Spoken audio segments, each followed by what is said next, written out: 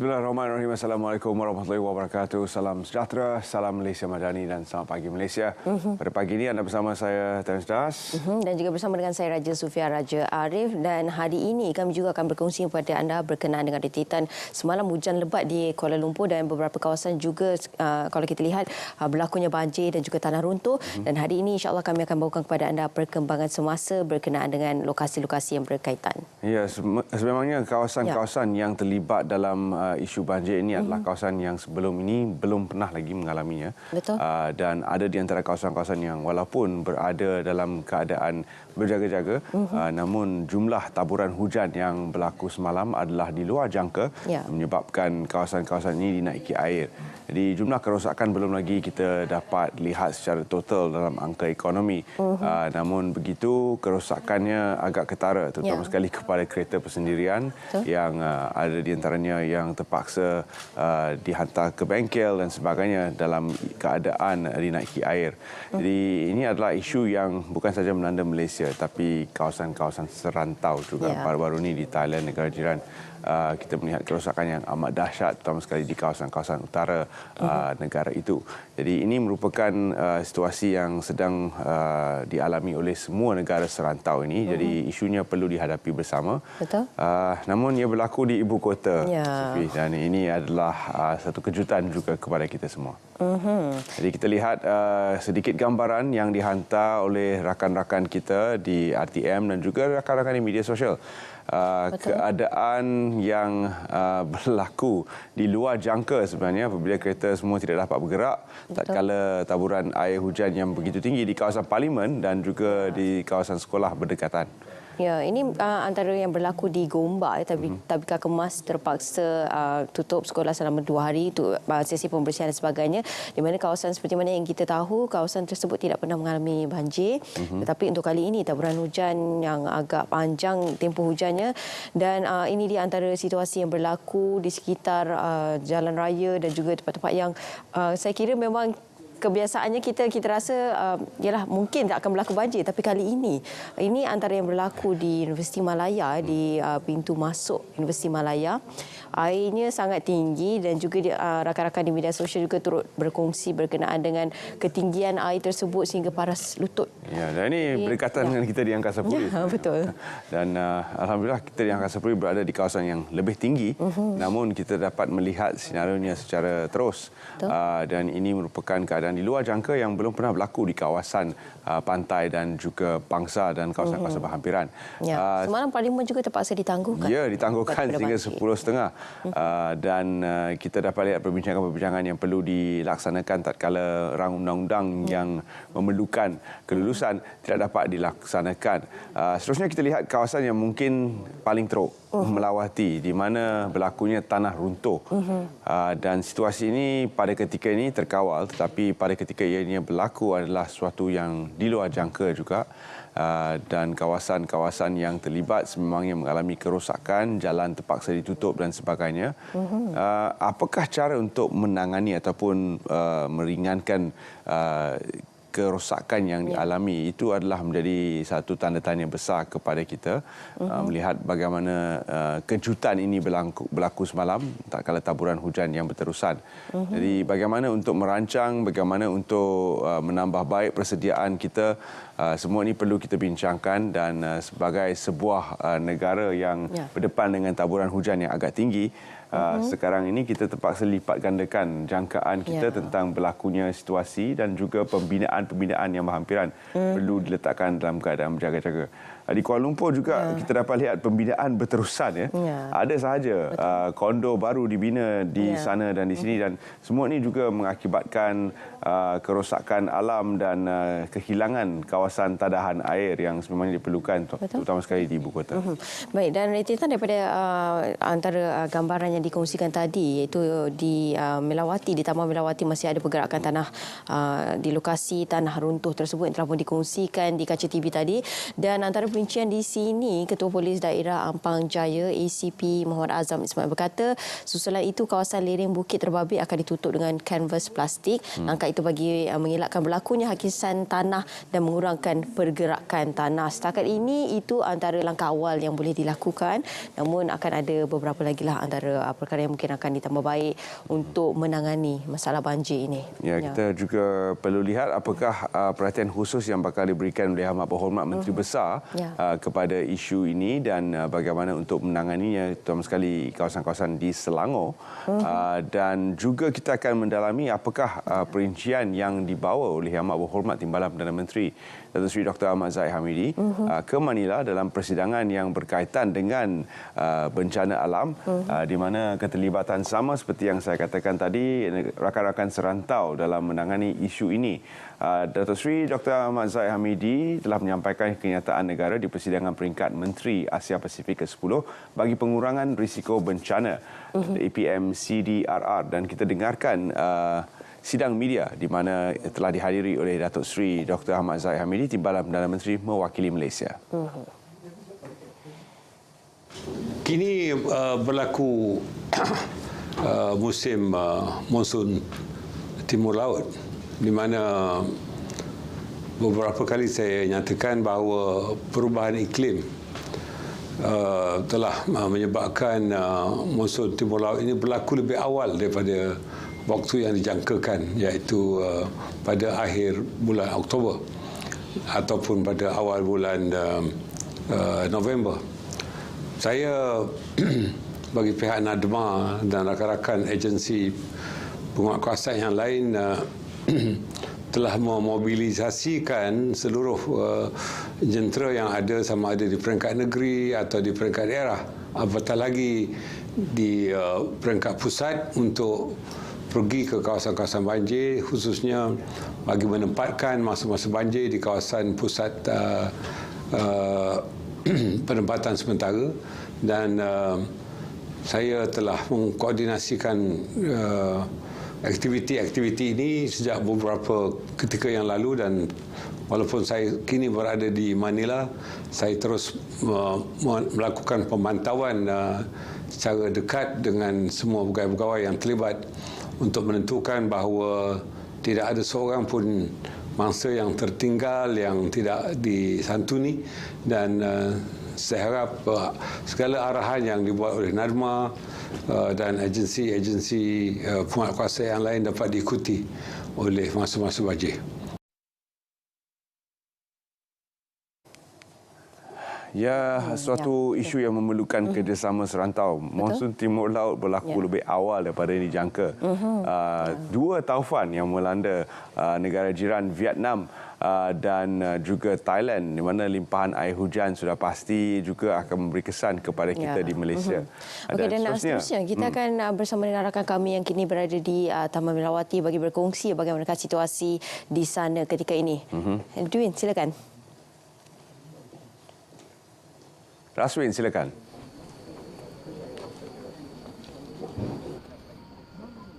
Baik, terima kasih.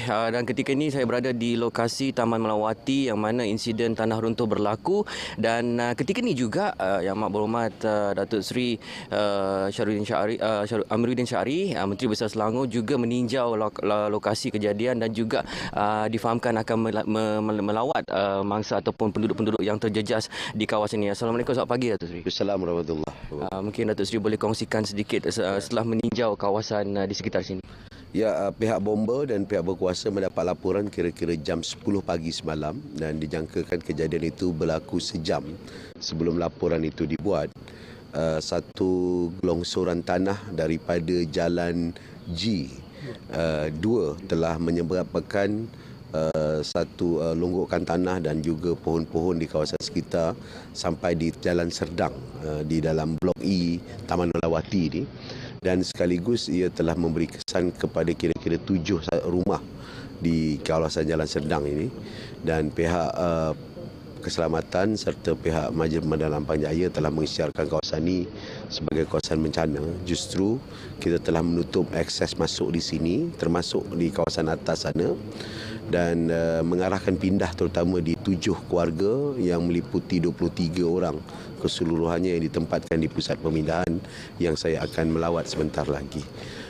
Saya memberi maklumat awal bahawa tanah yang gelongsor ini adalah tanah hak milik peribadi yang telah dimiliki sekian lama, dan pada jam 10 pagi nanti pihak Jabatan JMJ akan membuat semakan lanjut berkenaan dengan kebolehdaya tahanan tanah-tanah tersebut serta keselamatannya serta kemungkinan pergerakan-pergerakan berlaku.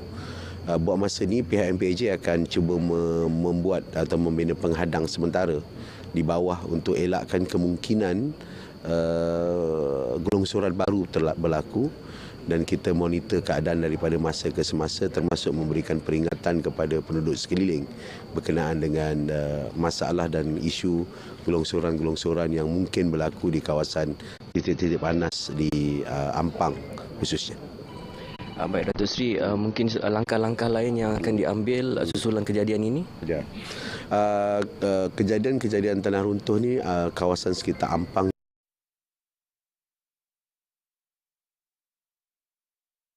kita memberikan peringatan penting khususnya kerana dalam tempoh 2-3 hari ramalan cuaca menunjukkan hujan akan turun.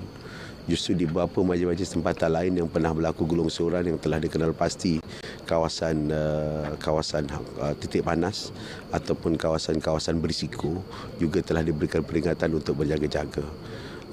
Yang paling penting bagi saya adalah tanggal esok sehingga 20 hari bulan. Sebab esok sehingga 20 hari bulan akan berlaku air pasang besar yang meliputi kawasan pinggir pantai ataupun tepi pantai seluruh negeri Selangor, dan kawasan itu akan meliputi Kelang hinggalah kawasan Sabak Benam. Dalam mesyuarat MTS selepas kita telah mengarahkan segera segala ban-ban diperkukuhkan dengan kemampuan yang kita ada untuk mengelakkan sebarang limpahan air daripada air pasang besar, yang mana air yang tertinggi adalah 5.8 kalau tidak silap saya pada esok atau pada hari tanggal 18 nanti. Jadi kita sedang memerhatikan keadaan itu dan mengingatkan seluruh penduduk di Kuala Selangor, Sabak Benam, Kelang sampailah di kawasan Sungai Besar untuk berhati-hati di kawasan itu, dan kita telah membuka pusat operasi kita 24 jam mulai petang ini supaya kita dapat memantau keadaan tersebut.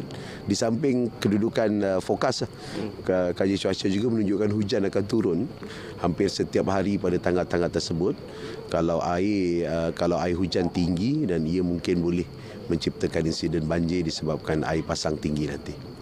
Terima kasih Amat Muhammad Datuk Seri. Datuk Seri akan terus untuk melawat atau meninjau penduduk-penduduk yang terjejas di PPS berdekatan dengan. Terima kasih sekali lagi Datuk Seri untuk bersama dengan RTM, dan itulah tadi antara perkongsian yang dapat kita bersama dengan Amat Berhormat Menteri Besar Selangor Datuk Amiruddin Syari, dan tinjauan dan penelitian akan dilakukan oleh pihak berkuasa terutama Jabatan Mineral dan Geoscience dan juga JKR bagi memastikan kestabilan keselamatan kawasan gelongsoran tanah itu tersebut. Baik, kita kembali bersama dengan rakan penyampai untuk Selamat Pagi Malaysia.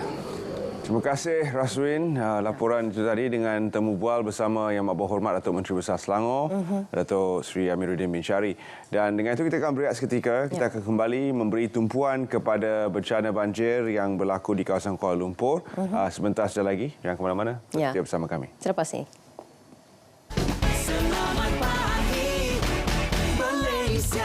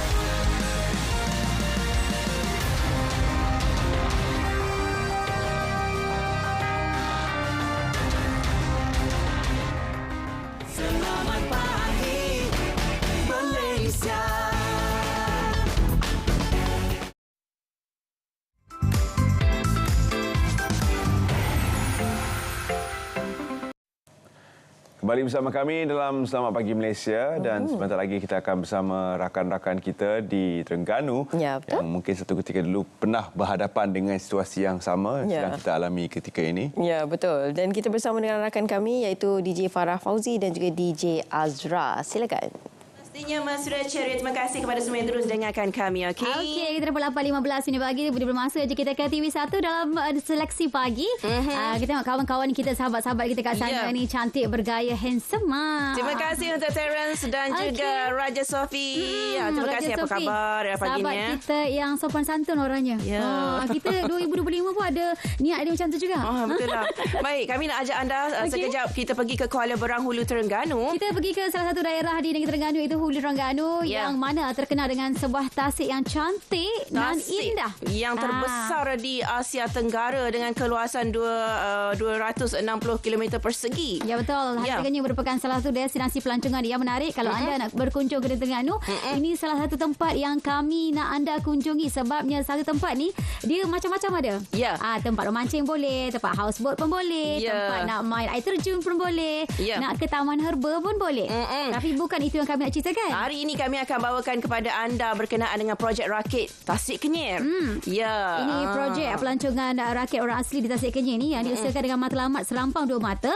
Itu nak kekalkan amalan tradisi komuniti itu selain bantu meningkatkan taraf ekonomi mereka apabila ia bakal menjadi daya tarikan yang menarik ke tasik berkenaan. Komuniti tarikan barulah kan.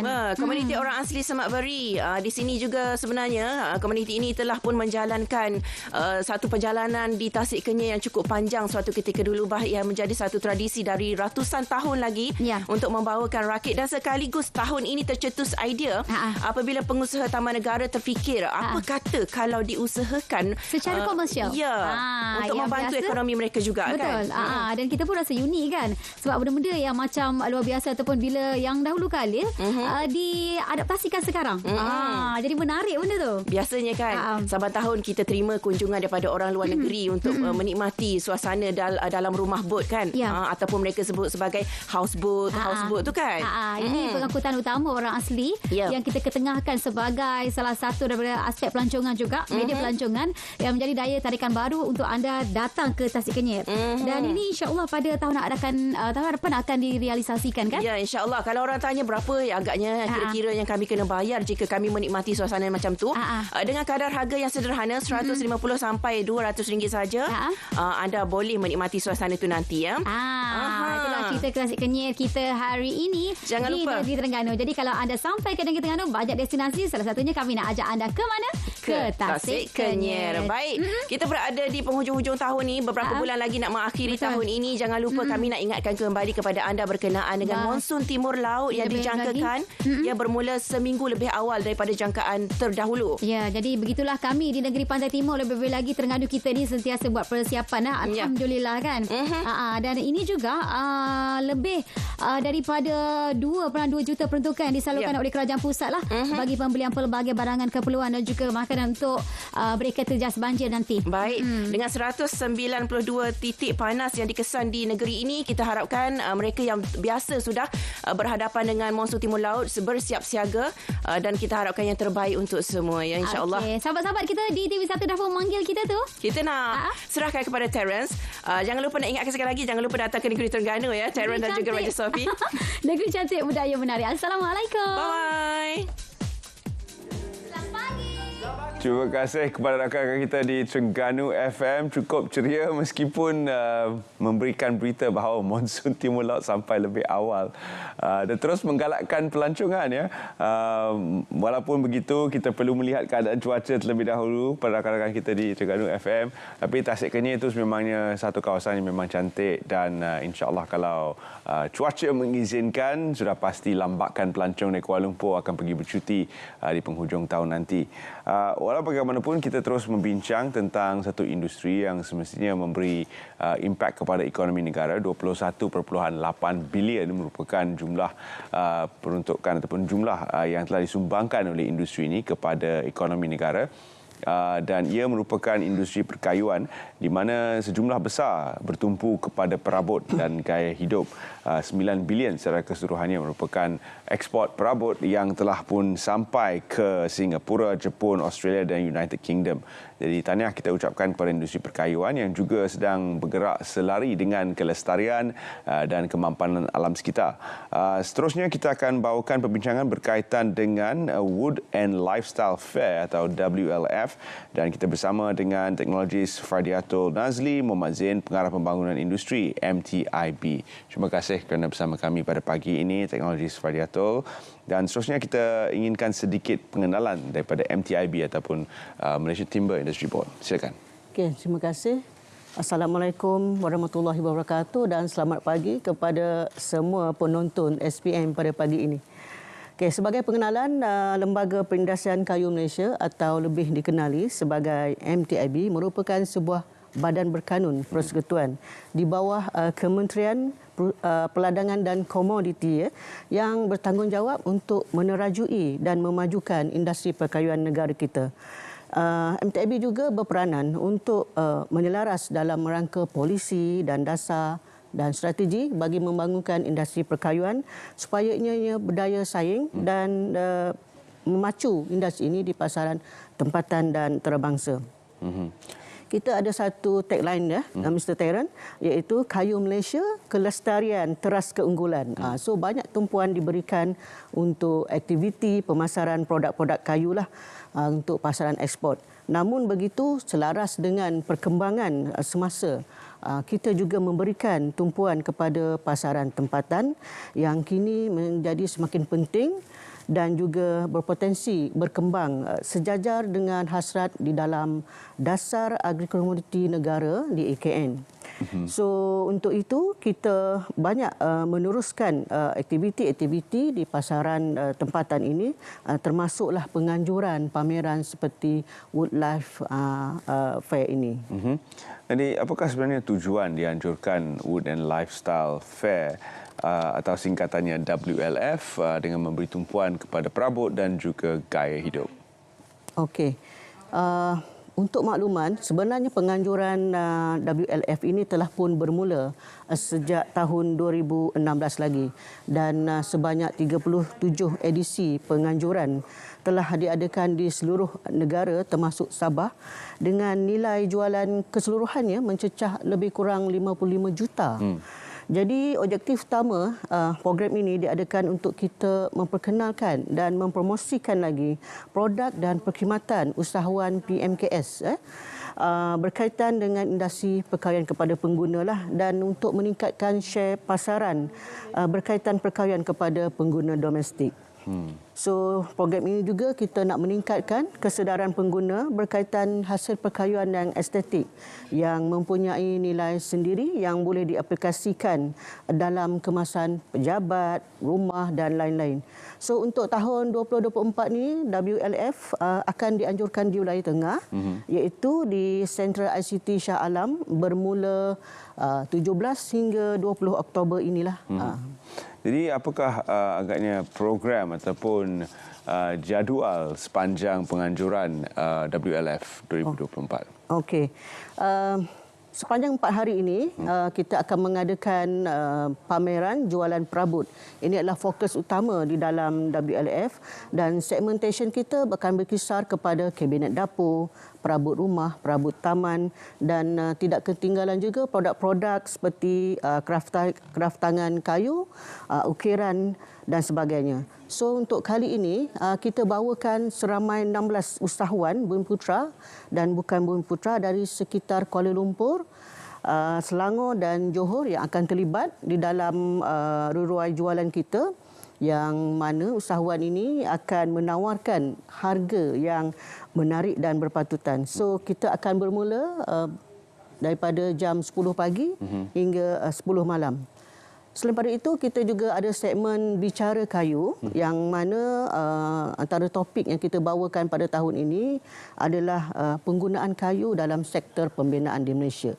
Dan kita juga ada bicara kayu tentang peluang latihan kemahiran TVET, yang mana saya rasa belia-belia di luar sana akan boleh memperolehi banyak pengetahuan tentang bagaimana ingin mendapatkan latihan kemahiran TVET. Sebagaimana kita tahu, TVET ni telah makin mendapat tempat di kalangan belia-belia kita. Dan di MTIB kita ada sebuah pusat latihan yang mana ini adalah pusat bertauliah yang akan menawarkan program-program sijil kemahiran Malaysia, pembuatan perabot tahap 2 dan 3. So kita nak belia-belia sana mengenali bagaimana kita menjalankan SKM dan boleh join mengupas tentang aspek keselamatan perabot.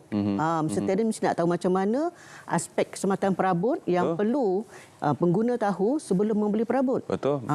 Kita tidak mahu membeli perabot yang boleh mendatangkan masalah kepada kita. Bukan saja masalah dari segi tidak sesuai estetikanya, tapi juga dari segi keselamatan kepada para pengguna itu sendiri. Betul. Jadi seterusnya, apakah aktiviti lain yang akan diadakan yang boleh kita lakukan bersama sisi keluarga sepanjang penganjuran WLF? Okey. Untuk mereka yang datang bersama keluarga, pelbagai aktiviti menarik kita sediakan. Antaranya adalah demonstrasi pembuatan minyak wangi daripada Pati Gaharu. So pengunjung boleh datang dan membuat sendiri minyak wangi dengan bau kegemaran masing-masing. Semasa dia boleh datang dan buat sendiri. So kita boleh bawa balik minyak wangi ini.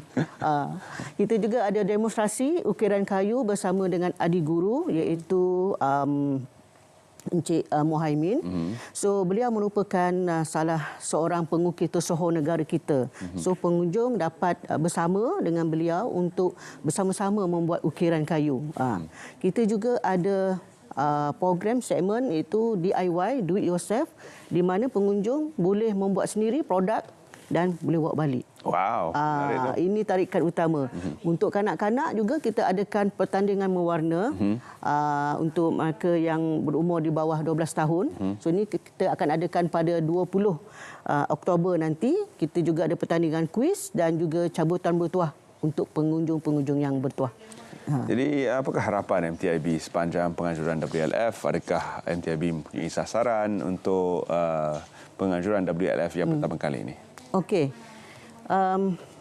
Tahun ini merupakan edisi yang 38. So ini bukanlah satu jangka masa yang singkat lah. Kita telah pun membina satu jenama pameran yang setanding dengan pameran-pameran perabot lain yang di luar sana. So kami di MTIB sangat berbangga kerana usaha ini telah pun memberikan impak kepada para usahawan perkayuan kita, terutama mereka yang di kategori sebagai PMKS. So kita optimis untuk pergi lebih jauh menganjurkan WLF ini dengan skala yang lebih besar pada masa hadapan supaya lebih ramai usahawan dapat menyertai pameran kita ini. Dan dengan itu sekali lagi kita wawarkan kepada para penonton Saat Pagi Malaysia tentang di mana dan bila akan diadakan WLF 2024. Silakan. Okey. So pada hari ini saya ingin menjemput penonton SPM terutama yang berada di sekitar Shah Alam, Kelang, Seremban dan Putrajaya untuk datang bersama hadir beramai-ramai ke Sentral ICT Shah Alam pada 17 hingga 20 Oktober ini bermula jam 10 pagi hingga 10 malam. So datanglah beramai-ramai, pelbagai aktiviti dan program dan jualan disediakan. So boleh jemput rakan-rakan, jiran tetangga, ni grup-grup WhatsApp dalam surau boleh, PIBG sekolah anak pun boleh, boleh wawarkan dalam grup WhatsApp masing-masing lah. So untuk maklumat lanjut boleh layari kita di mtib.gov.my dan juga FB kami di Malaysian Timber Industry Board. Jom datang beramai-ramai.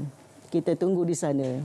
Ya, terima kasih kita ucapkan kepada MTIB dan juga teknologis kerana sudi bersama kami pagi ini dalam Saat Pagi Malaysia. Kita akan berehat seketika dan kita akan kembali bersama anda sebentar lagi.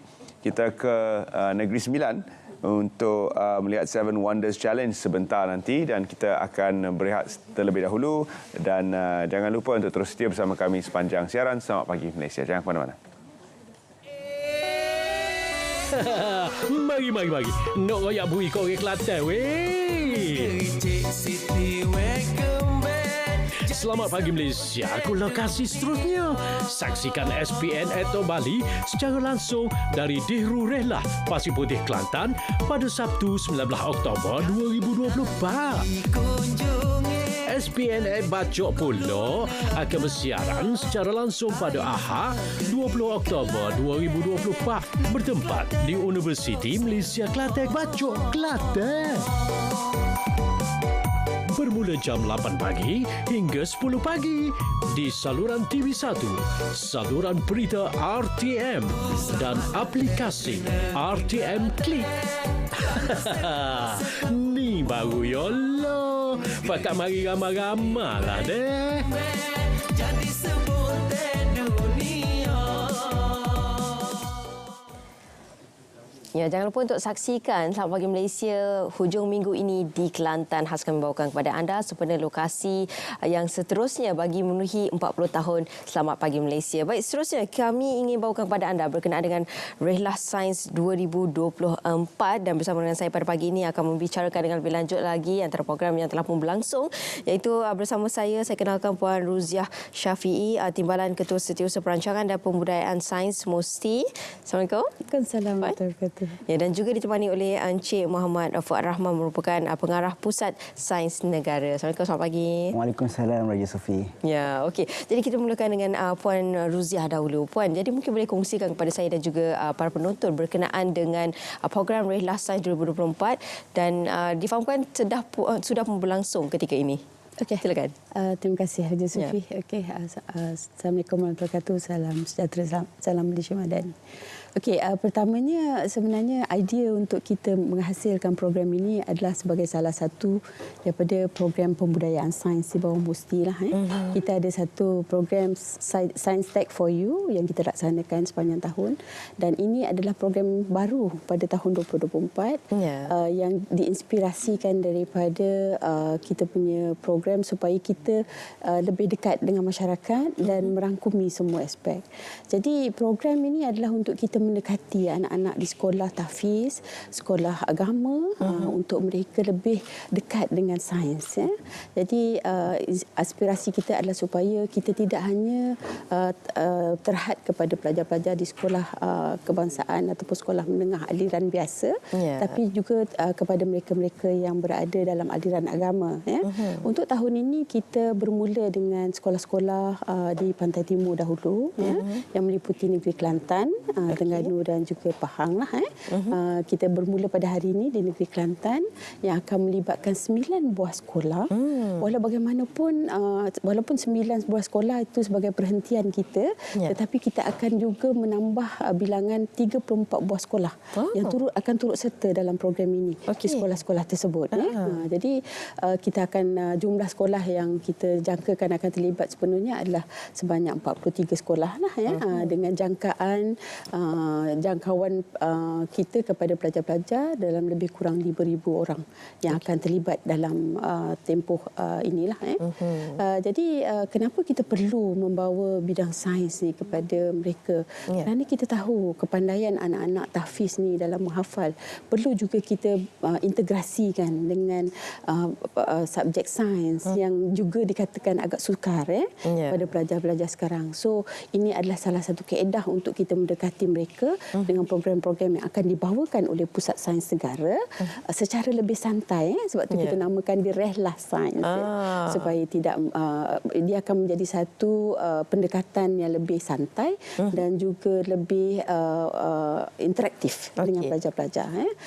Jadi kita mengharapkanlah supaya program ini akan dapat diluaskan lagi dan kita dapat mencapai lebih ramai lagi pelajar sekolah-sekolah agama dan tahfiz. Dan kita sebenarnya mendapat kerjasama erat daripada kerajaan negeri. Selain daripada Jabatan Pendidikan Islam Negeri, kita juga ada Yayasan Islam Kelantan, dan kita ada Jabat Mufti Terengganu yang turut terlibat, dan tidak lupa juga kita ingin mengucapkan terima kasih jugalah kepada Jabatan Islam Melaka yang turut akan menyumbang dalam program kita ni. Because penglibatan kita ni, kita cuba mengembangkan bukan sahaja Musti yang akan menjadi pemain ataupun yang membawa program ini kepada masyarakat, tapi kita juga melibatkan kepada agensi-agensi di peringkat negeri untuk kita bawa program-program berkaitan sains dan yang kita boleh lihat supaya mereka faham bahawa apa yang ada dalam Al-Quran itu, sains itu sebenarnya dah ada dalam Al-Quran. Betul. Jadi supaya lebih mereka dapat mendekati lah. Okey, itu dia antara gambaran awal yang boleh kita berikan supaya penonton faham apa yang ingin disampaikan berkenaan dengan Rehlah 2024 dan juga selaku pengarah Pusat Sains Negara. Ini juga tugasan kepada anda iaitu untuk memastikan ia berjalan dengan lancar. Yang paling penting adalah apa yang ingin kita sampaikan seperti mana yang tertera di kaca TV ketika ini antara aktiviti yang melibatkan sains tetapi disampaikan dengan secara yang lebih mudah untuk difahami oleh semua. Saya kira ini bukan sahaja pelajar, mungkin pelajar sekolah menengah saja suka. Kita ibu ayah pun suka kan. Mungkin kanak-kanak lebih kecil pun juga suka bila kita menghasilkan program-program seperti ini dapat menarik minat lebih ramai orang lagi. Ya, Raja. Terlebih dahulu Pusat Sains Negara sendiri kita telah menganjurkan pelbagai program seluruh Malaysia. Dan apa keunikan untuk Rehlah Sains ini adalah perkataan Rehlah itu sendiri. Rehlah adalah mengembara. Jadi Pusat Sains Negara mengembara selama 2 minggu berturut-turut ke seluruh pantai timur meliputi Kelantan, Terengganu dan juga Pahang seperti yang Puan Ruziah jelaskan tadi. Dan keunikannya untuk program ini adalah fokus kita atau kumpulan sasar kita adalah pelajar-pelajar tahfiz dan juga pelajar agama. Di sinilah cabaran yang kita lihat menyuntik kreativiti di kalangan staf-staf Pusat Sains Negara macam mana kita nak mengintegrasikan elemen STEM ke dalam elemen Al-Quran dan juga silibus pembelajaran pelajar-pelajar tahfiz ini sendiri. Dan elemen yang kedua adalah mentoring. Kita bawakan juga pakar-pakar kita dan juga ilmuwan kita dalam bidang agama dan juga STEM untuk terlibat di dalam setiap program ke sekolah-sekolah yang kita akan lawat ini kelak supaya pelajar ini terdedah dengan peluang pekerjaan dalam bidang STEM dan pelajar tahfiz ini kelak akan mengambil jurusan STEM juga di dalam tingkatan 4 dan juga 5 kelak. Ya, itu dia. Jadi itu merupakan antara cabaran juga lah. Ya, tapi betul. saya kira insya-Allah boleh dilaksanakan dengan baik sekali. Insya-Allah. Insya-Allah. Kita harap itulah. Dan antara lain juga apa lagi antara yang perkara ingin disampaikan selain daripada kalau tadi kita melibatkan 43 sekolah tadi Puan pelbagai antara intipati yang telah pun disematkan supaya pelajar tahfiz juga dapat mendalami berkenaan dengan sains, STEM dan sebagainya. Jadi apa lagi antara perkara yang ingin disampaikan melalui program ini, Puan? Kita kena faham apa yang ingin dibawakan oleh Musti ini ada dalam bentuk informal. Informal education ataupun sebab tu kita namakan budaya. Kenapa kita panggil pembudayaan sains? Supaya kita nak masyarakat kita membudayakan sains itu dalam kehidupan mereka. Jadi dalam kita mengaspirasikan perkara ini, kita perlu bawa aktiviti sains ini supaya mereka faham bahawa ianya bukanlah sesuatu yang asing dalam kehidupan kita. Hari-hari kita melalui perkara-perkara yang ada kaitan dengan sains. Jadi selain daripada itu, kita juga ingin mendekatkan mereka supaya bukan sahaja pelajar faham, malah ibu bapa juga faham bahawa banyak peluang dalam sains ni untuk anak-anak mereka di masa hadapan. Dan kita juga maklum sekarang ni banyak program yang berkaitan tahfiz dan STEM di sekolah-sekolah, juga universiti, beberapa universiti, dan saya juga dimaklumkan ada IKM juga telah melaksanakan program tahfiz dan sains. Jadi kita nak mendedahkan kepada masyarakat bahawa peluang pekerjaan untuk sains ni terbuka untuk semua. Malah kita juga berhasrat untuk menghasilkan teknokrat yang bukan sahaja pakar dalam bidang sains, malah mereka juga mendalami Islam itu sendiri. Jadi perkembangan sains itu sangat cepat. Jadi perubahan dari masa ke semasa itu perlu digarap dan jadi kita tidak mahu mereka-mereka ni ketinggalan. Jadi supaya mereka seiringlah dengan perkembangan sains. Itu dia antara pendekatan yang ingin dibawakan berkenaan dengan program Rehlah 2024 ini supaya dapat juga membuka minda ibu bapa kan berkenaan dengan sekolah tahfiz dan juga sains ini. Sebenarnya berkait rapat kan Puan kan. Okey, dan sedikit kata-kata daripada Encik Fuad sendiri mungkin berkenaan dengan berkenaan dengan program yang menarik menanti peserta sepanjang penganjuran program ini berlangsung. Sepanjang program Rehlah Sains di 9 buah lokasi, Pusat Sains Negara membawakan pelbagai pengisian. Antaranya bengkel-bengkel STEM kita. Sebelum ni kita bawakan bengkel hanya berteraskan stem, tapi kali ini kita turut libatkan juga elemen Al-Quran di dalam setiap bengkel kita. Kemudian kita turut bawakan yang paling utama adalah bas pameran PSN on the move. PSN ni dalam setiap bas pameran PSN ada 14 buah exhibits. Jadi kami cuba nak menggambarkan pelajar-pelajar ni tak boleh datang ke KL untuk lawat PSN Kuala Lumpur. Kami bawakan PSN ke mereka. Jadi mereka boleh melawat bas pameran ni, melihat bagaimana berinteraksi dengan bahan pameran. Dan yang kedua, selain daripada kita fokus kepada pelajar tahfiz ni, kita juga mengambil kira elemen guru-guru tahfiz ni. Guru-guru tahfiz dalam bidang sains dan matematik kami bimbing. Kami berkongsi kaedah pengajaran, pembelajaran kepada guru-guru tahfiz ni. Dan yang ketiga, elemen paling menarik adalah kami wujudkan STEM Corner di setiap lokasi yang kami lawat, supaya guru-guru yang kami latih ni kelak boleh menggunakan STEM Corner ni untuk kaedah pengajaran kepada pelajar-pelajar tahfiz ni dalam bidang sains dan juga matematik.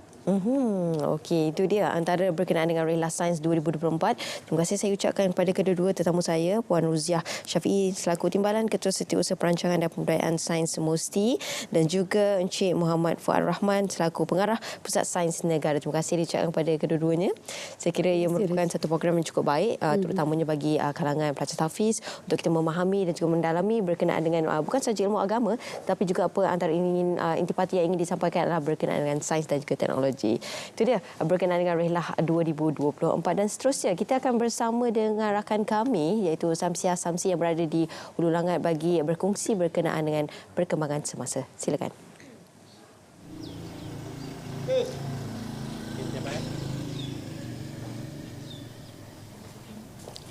Baik, terima kasih Raja Sufia. Saya kini berada di Kampung Sungai Serai, Hulu Langat bagi mengetahui situasi terkini banjir di kawasan ini. Dan kalau anda lihat di belakang saya ini, kerja-kerja pembersihan sedang giat dilakukan oleh penduduk kampung. Dan kalau anda lihat ketika ini air telah surut, namun masih ada lagi lumpur di kawasan kampung ini. Dan bagi mengetahui lebih lanjut mengenai perkara ini, saya kini bersama-sama dengan Encik Zamrin Jamlos, merupakan salah seorang penduduk yang terjejas. Encik Zamrin, apa khabar?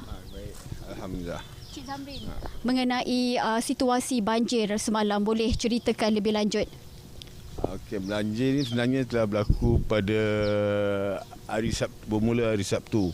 Dan ini naik kurang ke gelombang kedua lah. Hari Sabtu tu air naik dalam pukul 11 malam lah. Sama keadaannya macam yang terjadi pada hari Selasa.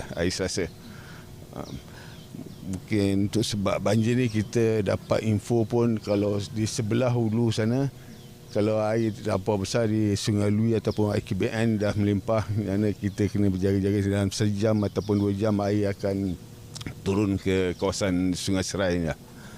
Okay. Semalam air sampai paras mana tu Encik Zamrin? Paras yang tempat kita berdiri ni, paras kita punya dada lah. Tinggi itulah paras dada kita dalam. Okay, adik. Bagaimana pula dengan situasi apa kanak-kanak ataupun murid-murid sekolah semalam? Alhamdulillah, situasi untuk kanak-kanak yang bersekolah, kita ada bantuan penduduk kampung ini dengan bantuan bomba dan bantuan sukarelawan dan juga NGO yang membawa bot orang, membawa anak-anak kita daripada sekolah untuk menyeberangi kawasan ni sampai ke sebelah sana lah, kawasan di Kuari sana. Bagaimana pula dengan kerja-kerja pembersihan di rumah Encik Zamrin? Adakah sudah selesai ataupun macam mana? Anggaran kos kerugian semua bagaimana pula? Kerja-kerja penyelesaian tu alhamdulillah tak 100% lah selesai, sebab bawah rumah pun ada lumpur lagi.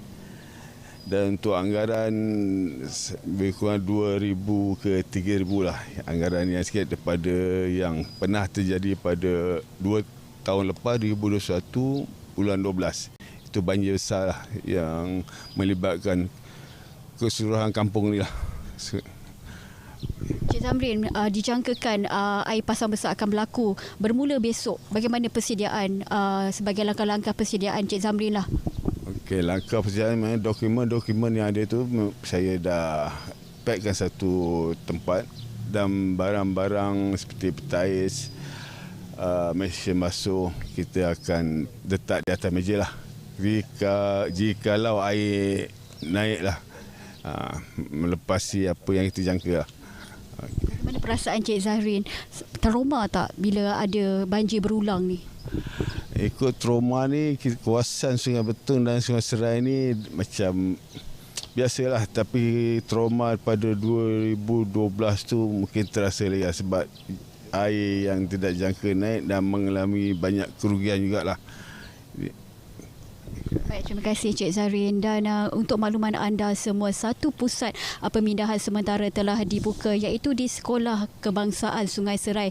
Dan menurut info bencana Jabatan Kebajikan Masyarakat, seramai 33 orang melibatkan 12 keluarga telah dipindahkan di PPS berkenaan. Dan setakat ini saja laporan daripada saya. Kembali kepada Terence. Ada di lapangan pada ketika ini untuk mendapatkan laporan dari masa ke masa tentang kerosakan dan juga keadaan mangsa dan keberadaan mereka yang telah pun pulang ke rumah. Menjangkakan satu lagi fenomena yang sama akan melanda mereka tidak lama lagi kerana air pasang semakin naik dan juga keadaan taburan hujan yang dijangka meningkat bermula hujung bulan nanti. Jadi sepanjang siaran Selamat Pagi Malaysia, kita akan bawakan pengisian berkaitan dengan isu banjir dan kita akan berlintas langsung bersama rakan tugas dan juga kita akan bawakan temu bual bersama dengan petugas-petugas keselamatan seluruh tanah air. Namun untuk ketika ini kita berikan tumpuan terlebih dahulu kepada Karnival Lestari Intervensi Awal 2024 yang mana merupakan intervensi awal untuk kanak-kanak autism yang mana kita akan bawakan pada 19 dan 20 hari bulan Oktober 2024 bertempat di Aeon Alpha Angle, Wangsa Maju. Dan bersama dengan saya, kita bawakan Elang Gobernarayanan, Ketua Penolong Setiausaha Kanan Bahagian Permata dan juga Dr. Neil Farah Sulaiman, Pengarah Program Permata Kurnia. Terima kasih kerana bersama kami pada pagi ini. Mukadimahnya kita ingin mendapat sedikit gambaran awal ataupun gambaran semula tentang program Permata Kurnia yang sebenarnya telah diasaskan sejak 2006 bertujuan untuk membantu kanak-kanak seumpamanya. Jadi silakan, apakah sebenarnya tujuan dan fokus Permata Kurnia pada tahun 2024? Okey, terima kasih Terence. Seperti yang dimaklumkan tadi, program Permata ini telah dimulakan sejak tahun 2006 dengan kerjasama pelbagai pihak, agensi kerajaan dan juga agensi bukan kerajaan. Tujuan utama dia, matlamat utama dia adalah untuk menyediakan satu platform yang dapat menyungkil potensi dan juga mengilap bakat kanak-kanak dan remaja. Di samping itu, dia juga menjadi satu pelengkap dalam dasar pendidikan yang kebangsaan sedia ada. Yang ketiga adalah kesinambungan pendidikan kanak-kanak sejak mereka lahir hingga mereka ke dewasa. Dan yang paling penting sekali adalah untuk kita memastikan tidak ada kanak-kanak yang tertinggal dalam mencapai kecemerlangan. Sehubungan itu, untuk merealisasikan matlamat-matlamat tersebut, Kementerian Pelajaran Malaysia sedang melalui bahagian Permata, kita ada 7 program Permata. Permata Negara, Permata Pintar, Permata Insan, Permata Seni, Permata Remaja, Permata STEM Talent dan Permata Kurnia. Karnival ni adalah anjuran daripada Permata Kurnia yang dipimpin oleh Dr. Neil. Jadi Dr. Neil, apakah fokus utama karnival ini dan apakah harapan pada kesudahan tempoh 19 dan 20 hari bulan nanti? Silakan. Okey, Karnival, terima kasih Terence. Karnival Lestari Intervensi Awal 2024 atau kita namakan sebagai KLIA 2024. Slogan kami adalah Masyarakat Madani Memperkasa Kelestarian Intervensi Awal. So kita tengok kepada rukun masyarakat madani, terutamanya kepada kesejahteraan, hormat dan juga ihsan. Ini adalah satu program mana kita memberikan sokongan kepada kanak-kanak autism, keluarga autism, komuniti autism dan pada masa yang sama kerana mereka berada bersama-sama kita dalam masyarakat madani, maka kita tempatkan satu program ini di satu tempat awam iaitu di Aeon Alpha Angle untuk komuniti secara keseluruhan. Apakah maksud intervensi awal? Okey, intervensi awal adalah satu pendidikan awal. Dia lebih macam pendidikan. Satu pendidikan awal yang kita berikan kepada kanak-kanak sebelum mereka untuk menyediakan mereka ke sekolah pada pendidikan rendah. Apabila intervensi awal ini kita dapat perkukuhkan, sebenarnya kita juga menyokong kepada pendidikan inklusif di pendidikan rendah. So itu adalah amat penting kerana mereka masih lagi kanak-kanak. Jadi seumpama kita melentur buluh sejak daripada rebung lagi supaya mereka boleh masuk ke aliran perdana nanti. Baru-baru ini kita dapat dengar ada temu bual bersama dengan seorang rakan selebriti yang mengatakan bahawa beliau berada dalam lingkungan spektrum autism tetapi mendapat tahu pada usia 40 tahun. Jadi sudah agak lambat. Namun demikian dia merupakan individu yang dikatakan high performing. Adakah cara masyarakat sekarang bergerak ke arah menormalisasikan intervensi dan juga mengenal pasti keupayaan dan juga neurodivergence di kalangan anak-anak kita? Semenjak tahun 1970 kita melihat pada peringkat dunia kesedaran dalam kalangan masyarakat semakin meningkat. Begitu juga apa yang berlaku di Malaysia. Sebab itulah bagi Pusat Permata Kurnia dia mula ditubuhkan pada akhir tahun 2015. Jadi semenjak tahun 2015 hingga sekarang kita melihat bahawa kesedaran dalam kalangan masyarakat itu semakin meningkat. Jadi saya rasa memang ini bukan hanya satu kes di mana berumur 40 tahun. Kami banyak juga menjemput individu autism untuk kami punya program Tanyalah Kurnia setiap bulan di mana kadang-kadang ada antara penceramah tersebut dia tahu pada umur 20 lebih, dia tahu pada umur 30 lebih. Because of the awareness, kesedaran dalam kalangan dia merasai bahawa ada sesuatu yang kelainan. Dan pada masa yang sama oleh kerana mereka telah dewasa dan mereka telah orang kata apa berinteraksi dengan masyarakat sekitar, masyarakat juga bila dia mula sedar mengenai kewujudan individu autism dalam kalangan mereka, maka kesediaan untuk menerima itu telah wujud. Sekarang dalam fenomena di Malaysia, kalau dulu sebelum ini kita lebih kepada kesedaran. Now they embrace this community into the society. Mereka telah boleh menerima dan juga boleh mengenali. So salah satu orang kata apa kenapa kami adakan karnival lestari intervensi awal ini adalah supaya masyarakat Malaysia lebih kenal. Mereka dah sedar, sekarang lebih kenal. Tak kenal maka tak cinta. Mereka lebih kenal so mereka boleh menerima autism dalam kalangan masyarakat. Kini juga ada keupayaan untuk majikan menerima mereka yang berada dalam spektrum ini bekerja.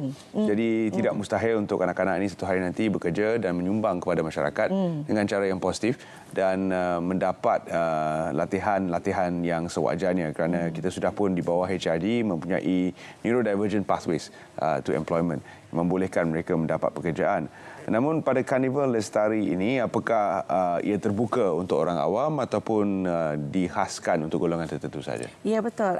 Untuk kita memartabatkan lagi kedudukan autism atau komuniti berkeperluan khas dalam komuniti kita, maka kita harus buka kepada semua. Jadi sebenarnya saya memang amat mengalu-alukan untuk masyarakat di Lembah Kelang dan juga seluruh Malaysia, sesiapa yang turun ke Kuala Lumpur, jenguk-jenguklah Ion Alpha Angle kerana ini adalah pada hujung minggu dan ia adalah sepanjang 2 hari. Dan sebagaimana yang Terence katakan tadi mengenai kerjaya mereka kan. So kita ada satu kita namakan sebagai Coffee Talk pada hari pertama 19 hari bulan di mana ada tajuk peluang dan ruang kerjaya murid berkeperluan pendidikan khas. Ini adalah amat penting untuk ibu bapa yang bukan hanya ada anak autism tetapi juga anak berkeperluan khas atau murid berkeperluan pendidikan khas. Mereka boleh datang untuk mendengar apakah potensi yang ada pada dalam komuniti kita untuk mereka berkerjaya.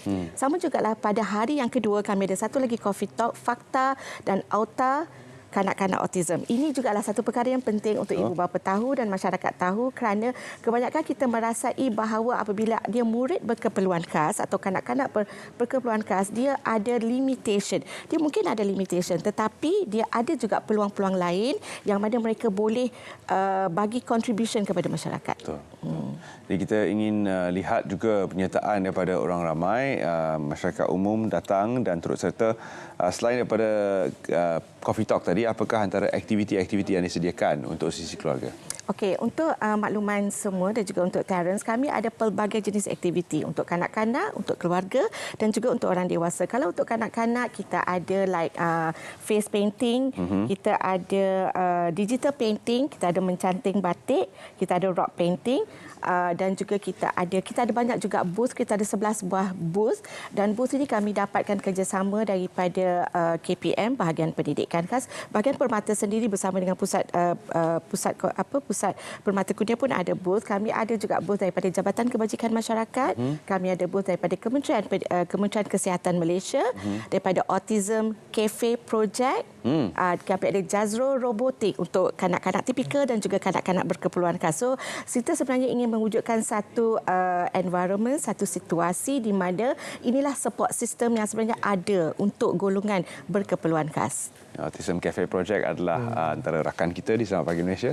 Kita selalu juga mendapat makanan daripada mereka dari masa ke masa dan sebenarnya sedap. Dan ketika pandemik pun mereka banyak menyumbang untuk membantu golongan frontliners di luar sana.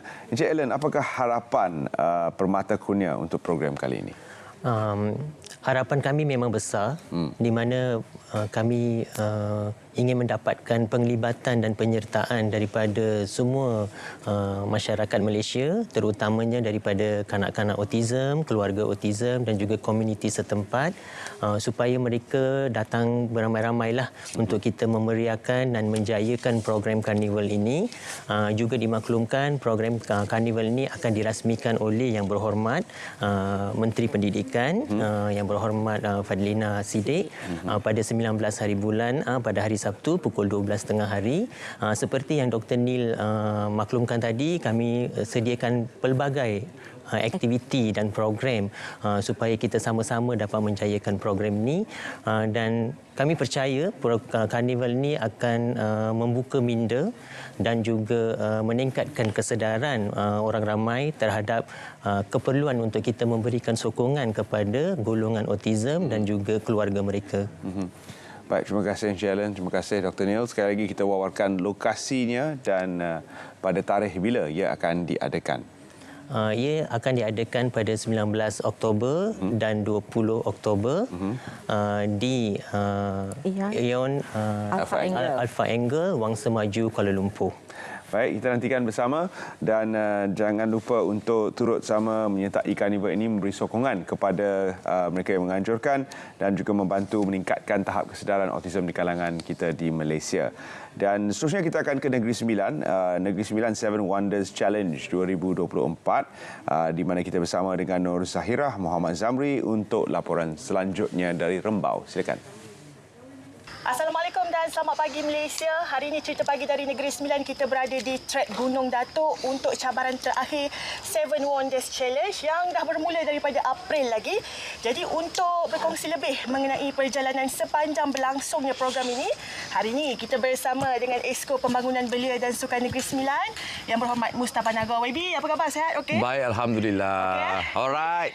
Okey, baik. YB, secara keseluruhan, bagaimana YB melihat penganjuran 7 Wonders Challenge ini untuk kali pertama? Okey, pertamanya Pak Mus ambil kesempatan untuk ucapkan setinggi-tinggi terima kasih pertamanya pada Kerajaan Negeri Sembilan yang menyokong program ini, penaja-penaja kita dan semua daerah, semua DO, semua ketua-ketua jabatan di seluruh Negeri Sembilan yang sama-sama menyokong kuat sehingga ke-7 siri ini berjaya dengan cemerlangnya. Dan hari ini kita berada di Gunung Datuk. Ya. Sudah sampai atas belum? Belum.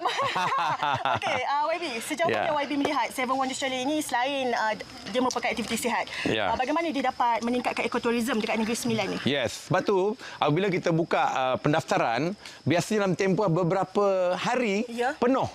Ya, dan kita buka 1,000 1000 yang pertama dan ada permintaan supaya ditambah lagi lah pada tahun-tahun akan datang supaya bilangan itu ditambah. So kita lihat bukan saja orang Negeri Sembilan saja yang datang, tapi daripada seluruh negara yang datang. Ya, jadi inilah harapan Pak Mus supaya sambil kita bersukan kita dapat perkenalkan juga produk-produk pelancongan di Negeri Sembilan kita. Ya, kita ada bukit yang cantik, ya, kita ada gunung yang cantik dan kita ada pemandangan yang indah-indah hanya di Negeri Sembilan. Okey.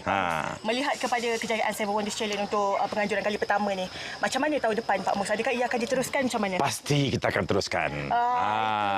Ya, kita akan teruskan dengan penambahbaikan. Kita akan ada tempat-tempat baru yang kita akan perkenalkan. Di samping mengekalkan beberapa ikon. Contohnya macam Gunung Angsi itu dah terkenal kan? Gunung Datuk dah terkenal. Tetapi ada lagi 5 tempat baru yang akan kita persembahkan untuk pencinta sukan dan juga turisme di Negeri Sembilan. Okey, soalan terakhir YB. Harapan YB untuk sukan lasak dekat Negeri Sembilan ni. Okey. Pertamanya kalau kita lihat Seven Wonders ini dia lebih kepada kita nak berkempen. Berkempen supaya rakyat membudayakan sukan dalam hidup mereka. Dan after this, what is next? Siapa yang berminat sukan lasak, dia boleh join sukan lasak. Contohnya sama ada endurance. Baru ni dia apa di Nanning Nanning Trans Nanning ya. Kemudian ada yang bermacam-macam sukan lah.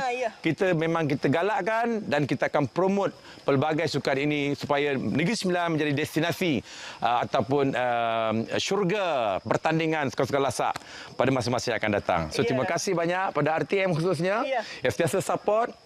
Negeri Sembilan, RTM memang terbaik.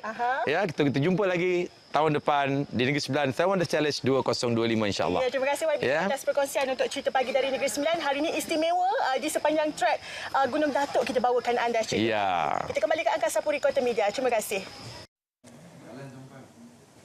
Ya, itu dia rakan dari Cerita Pagi Negeri Sembilan. Terima kasih diucapkan kepada rakan kami dan seterusnya juga kita ingin berbicara kepada anda semua berkaitan dengan komentar memberdaya bangsa menggapai aspirasi yang ingin berkongsi berkenaan dengan Konvensyen Pemerkasaan Wanita Keluarga dan juga Masyarakat Peringkat Negeri Johor. Dan bersama dengan saya di studio saya kenalkan iaitu di sebelah saya iaitu Tuan Zulkafli Kadir merupakan Ketua Bahagian Pembangunan Keluarga Yayasan Pembangunan Keluarga Darul Takzim.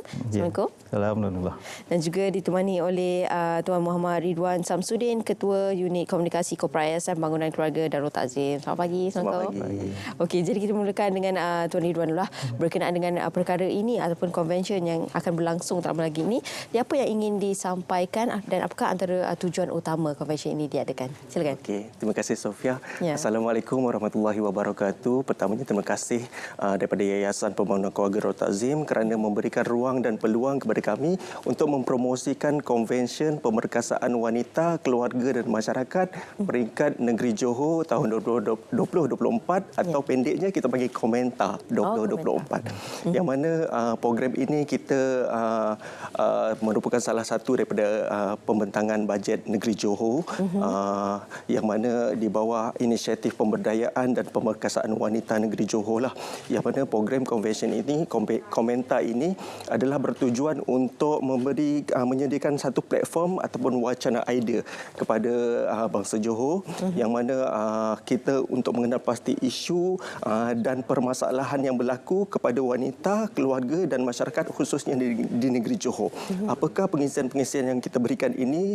Kita ingin mencari satu solusi ataupun isu-isu permasalahan ini, kita mencari satu solusi intervensi yang boleh kita berkongsi bersama pakar-pakar dalam bidang academician untuk kita bincangkan perkara berkaitan tentang wanita, keluarga dan masyarakat dan sekaligus kita nak memberikan pengetahuan kepada peserta yang hadir terutama bangsa Johor dan luar Johor yang akan bersama dengan kita nanti untuk cakna berkaitan isu-isu semasa berkaitan tentang wanita, keluarga dan masyarakat. Tak lupa itu juga untuk konvensyen ini juga kita selitkan sekali dengan sambutan bulan kaunseling kebangsaan peringkat negeri Johor. Baik. Okey, dan itu dia antara yang tertera di kaca TV, antara panel-panel yang akan menyampaikan empati dan sebagainya. Kalau kita tengok memang nama-nama besar semuanya. Dan antaranya juga yang akan bersama iaitu Yana Samsudin dan juga ini dia Dr. Syed yang Dr. Syed yang sering kali memberi pembedahan dan juga banyak antara perkara-perkara yang dan juga apa orang kata motivasi lah kepada masyarakat kan khususnya. Okey, dan selain daripada itu apa lagi antara intipati lagi yang ingin disampaikan? Sebab kalau kita tadi kata ia berkait dengan wanita, keluarga dan juga masyarakat. Betul. Jadi antara topik-topik utama yang akan dibincangkan. Terima kasih pada Farah. Untuk makluman konvensyen yang sebagaimana Encik Ridwan maklumkan, kita fokus kepada 3 agenda utamalah. Satu, pasukan wanita, keluarga dan masyarakat. Jadi untuk mencapai 3 objektif ini, kita susunkan program kita pada beberapa intipati lah. Pertama, kita ada ucap tama. So dalam ucap tama kita bawakan pada 3 orang pembentang ucap tama. Antaranya Profesor Dr. Sharifah Hayati binti Said Ismail, merupakan Profesor Jabatan Siasah Syariah Universiti Malaysia. Dan kita ada juga daripada Tuan Haji Kamal Effendi, merupakan penasihat jenayah. Dan kami bawakan juga forum. Kami ada 5 sesi forum back to back. Maksudnya daripada pagi dan petang. Daripada awal jam berapa tu? Daripada pukul 8 pagi hingga pukul 5 petang. So pagi kita fokus kepada pemerkasaan wanita. Dan kita bawakan beberapa tema lah. Ada tema berkaitan tentang jenayah seksual wanita. Dan bulan petangnya, betul itu penting. Untuk petangnya kita bawa kepada seminar kaunseling psikologi. Itu kita bawakan tema kesihatan mental pula lah. Dan kita juga ada sesi seminar secara hybrid. Untuk makluman, selain daripada forum, kita bawa juga seminar antarabangsa sebenarnya. Pemeriksaan wanita dan keluarga masyarakat. Ini kerjasama dengan Universiti Teknologi Malaysia, UTM. Lebih kurang kat sini ada lebih kurang 45 kertas kerja akan dibentangkan dalam seminar antarabangsa inilah. Kenapa antarabangsa? Sebab ada penyertaan daripada pembentang daripada Indonesia. Okey. Dan juga kami ada bawakan juga sesi plenari. Ada 6 sesi plenari melibatkan 12 pembentangan kertas kerja juga. Dan selain itu untuk menambah meriah kami punya convention, untuk sepanjang 3 hari kita bawakan juga pameran jabatan dengan agensi daripada kerajaan dan juga pertandingan poster penyidikan. Kita ada 2 kategori. Satu poster melibatkan penyelidik daripada universiti ataupun pensyarah-pensyarah, dan juga satu lagi pertandingan melibatkan pelajar-pelajar sekolah. Dan menariknya lagi komisen ni kami bawa pula bazar-bazar suri daripada usahawan pada buah fikir sendiri untuk memeriahkan sepanjang 3 hari dalam convention inilah. InsyaAllah kami rasa siapa yang dah hadir ke dalam convention tidak akan akan berpuas hati dengan kami punya pengisian untuk 3 hari, dan kami mengalu-alukan untuk penyertaan kepada masyarakat untuk hadir ke dalam convention ini. Okey, jadi bagaimana sekiranya masyarakat yang sedang menonton sekarang ini mungkin ingin menyertai komentar ini, bagaimana caranya? Okey, Kirwan. Okey, Tuan Ridwan ya. Sebelum tu untuk komentar 2024 ini kita akan bermula pada 20 hingga 22 Oktober nanti, hari Ahad sehingga hari Selasa, yang bertempat di Educity Sports Complex Iskandar Puteri Johor. Yang mana kita sangat mengalu-alukan lagi penyertaan-penyertaan sama ada di dalam negeri Johor sendiri ataupun luar Johor. Masih dibuka lagi ya? Masih dibuka lagi. Itu penting. Sekarang ni kita ada orang kata penyertaan daripada Selangor, ada daripada Pahang. Bukan bangsa Johor je. Bukan Johor sahaja. Kita terbuka. Jadi kita menjemputlah semua untuk hadir bersama dengan kita nanti, yang berlangsung pada 20 hingga 22 di Educity Sports Complex Iskandar Puteri. Cumanya program ini berlangsung di 2 lokasi yang berbeza. Yang mana ucap tama, forum dan juga seminar akan berlangsung di Educity Sports Complex Iskandar Puteri Indoor Arena, dan sesi plenari pembentangan kertas kerja akan berlangsung di Educity International College, berdekatan dengan Reading University di kota Iskandar Puteri tersebutlah. Okey, jadi orang ramai boleh hadirkan diri di Indoor Arena tersebut. Ya, betul. Yang utama di Indoor Arena dan sesi plenari di Educity International College. Okey, untuk maklumat lanjut sekiranya para penonton yang sedang menonton sekarang ini ingin menyertai bersama, bagaimana? Okey, kita sangat-sangat mengalu-alukan kehadiran tuan-tuan masih lagi dibuka sehingga ke hari penentuan tersebut, 22 hari bulan. Jadi tuan-tuan dan puan-puan bolehlah melihat info berkenaan tentang komentar 2024 ini di semua saluran platform Yayasan Pembangunan Keluarga Darul Takzim. Boleh lihat di website kita www.ypkdt.gov.my ataupun hubungi kita di talian 07266 65 526. Okey. Jadi kita selain itu kita ada juga siaran secara live menerusi Facebook Yayasan Pembangunan Keluarga Darul Takzim lah sepanjang 3 hari berlangsung. Okey, sekiranya tak dapat bersama-sama menghadirkan diri, jangan risau, ada secara online. Ya, betul. Boleh menonton juga. Maklumlah hari Ahad hingga Ahad, Isnin, Selasa itu hari bekerja di Johor. Jadi adalah yang terlepas peluang untuk bersama dengan kita secara live. Betul. Jadi ada pilihan lain. Ya, betul. Okey. Itu dia seperti yang tertera di kaca TV anda. Pastikan anda hadirkan diri kerana banyak topik-topik yang akan dibawakan dan membincangkan khususnya berkenaan dengan wanita keluarga dan juga masyarakat. Antaranya telah pun diberikan penjelasan tadi antara topik-topik, saya kira memang topik yang perlu untuk kita mendekati dan juga memahami. Pendedahan perlu diberikan secara berkala kerana ia antara perkara-perkara yang berlaku lah sebenarnya di sekitar kita kan. Jadi pendedahan itu penting sebenarnya untuk semua. Dan sedikit pertanyaan lagi berkenaan dengan pembentangan yang akan dilakukan. Dapatan kertas kerja selepas itu, resolusinya apakah antara perkara akan dilakukan selanjutnya? Okey, kami harapkan melalui konvensyen ini nanti dalam komisen ini kita ada pembentangan resolusi. So mana-mana dalam komisen pun dalam kita akan collect data cadangan untuk kita masukkan dalam satu resolusi dan kami akan bentangkan pada Balai Kerajaan. So kami harap melalui resolusi ini boleh diterjemahkan dalam bentuk inisiatif ataupun dasar yang memberi pulangan balik pada kerajaan dalam bentuk program yang membeli memperkasakan mengangkat agenda penguasaan wanita, keluarga dan masyarakat bukan saja di negeri Johor tapi di Malaysia secara umumnya lah.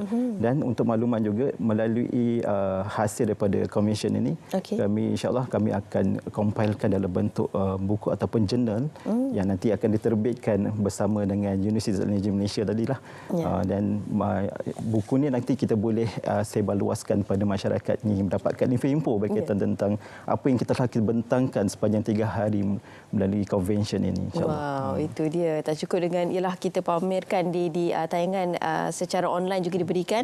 Dan insya-Allah mungkin memudahkan dengan penghasilan buku tersebut juga supaya dapat berkongsi lebih ramai lagi kan, lebih ramai lagi masyarakat berkenaan dengan perkara tersebut. Itu dia komentar 2024. Terima kasih saya ucapkan kepada kedua-duanya iaitu Tuan Zulkafli Kadir dan juga Tuan Muhammad Ridwan Samsudin. Terima kasih. Sama-sama. Doakan moga dimudahkan segala urusan, insya-Allah semuanya akan berjalan dengan lancar. Terima kasih jumpa untuk fikir untuk hari inilah. Ya, sama-sama. Kita jumpa juga Sofia. Kita dengan kita. Baiklah. Okey, dan seterusnya kami juga ingin berkongsi kepada anda berkenaan dengan keadaan cuaca untuk hari ini dan kita terus ke Jabatan Meteorologi Malaysia untuk mengetahui cuaca untuk hari ini. Silakan.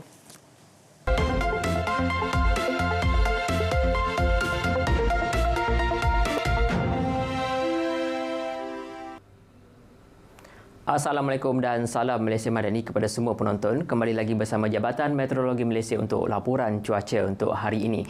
Dimulakan dengan carta angin permukaan. Diperhatikan di sekitar selatan Semenanjung, angin bertiup dari arah barat daya. Manakala di sekitar utara Semenanjung, angin bertiup dari arah barat laut dengan masing-masing bertiup dengan kelajuan di antara 10 hingga ke 20 km per jam.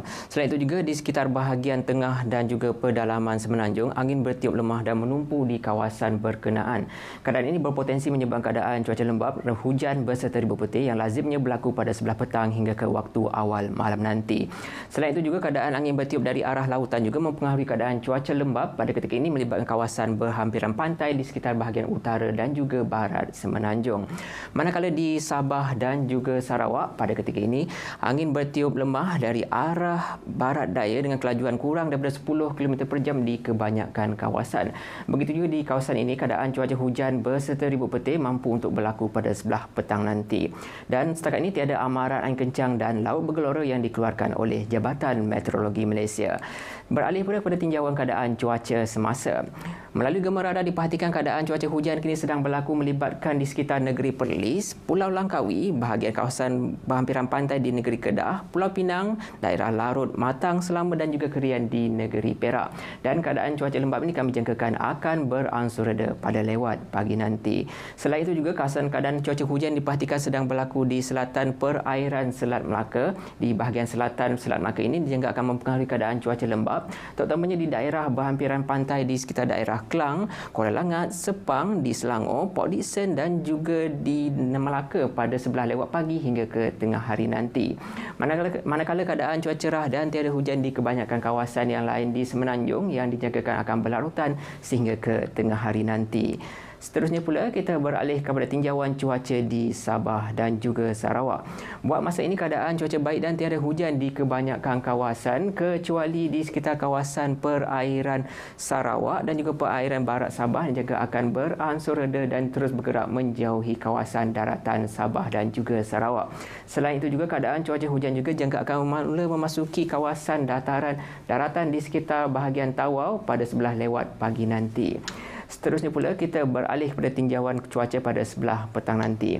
Met Malaysia menjaga keadaan cuaca hujan lebat berserta ribut petir di sekitar Semenanjung akan berlaku di hampir ke semua negeri. Dengan ianya akan lebih tertumpu melibatkan kawasan di sekitar negeri Johor, Pahang, Kelantan, Terengganu, pedalaman negeri Perak, pedalaman negeri Sembilan dan juga negeri Selangor.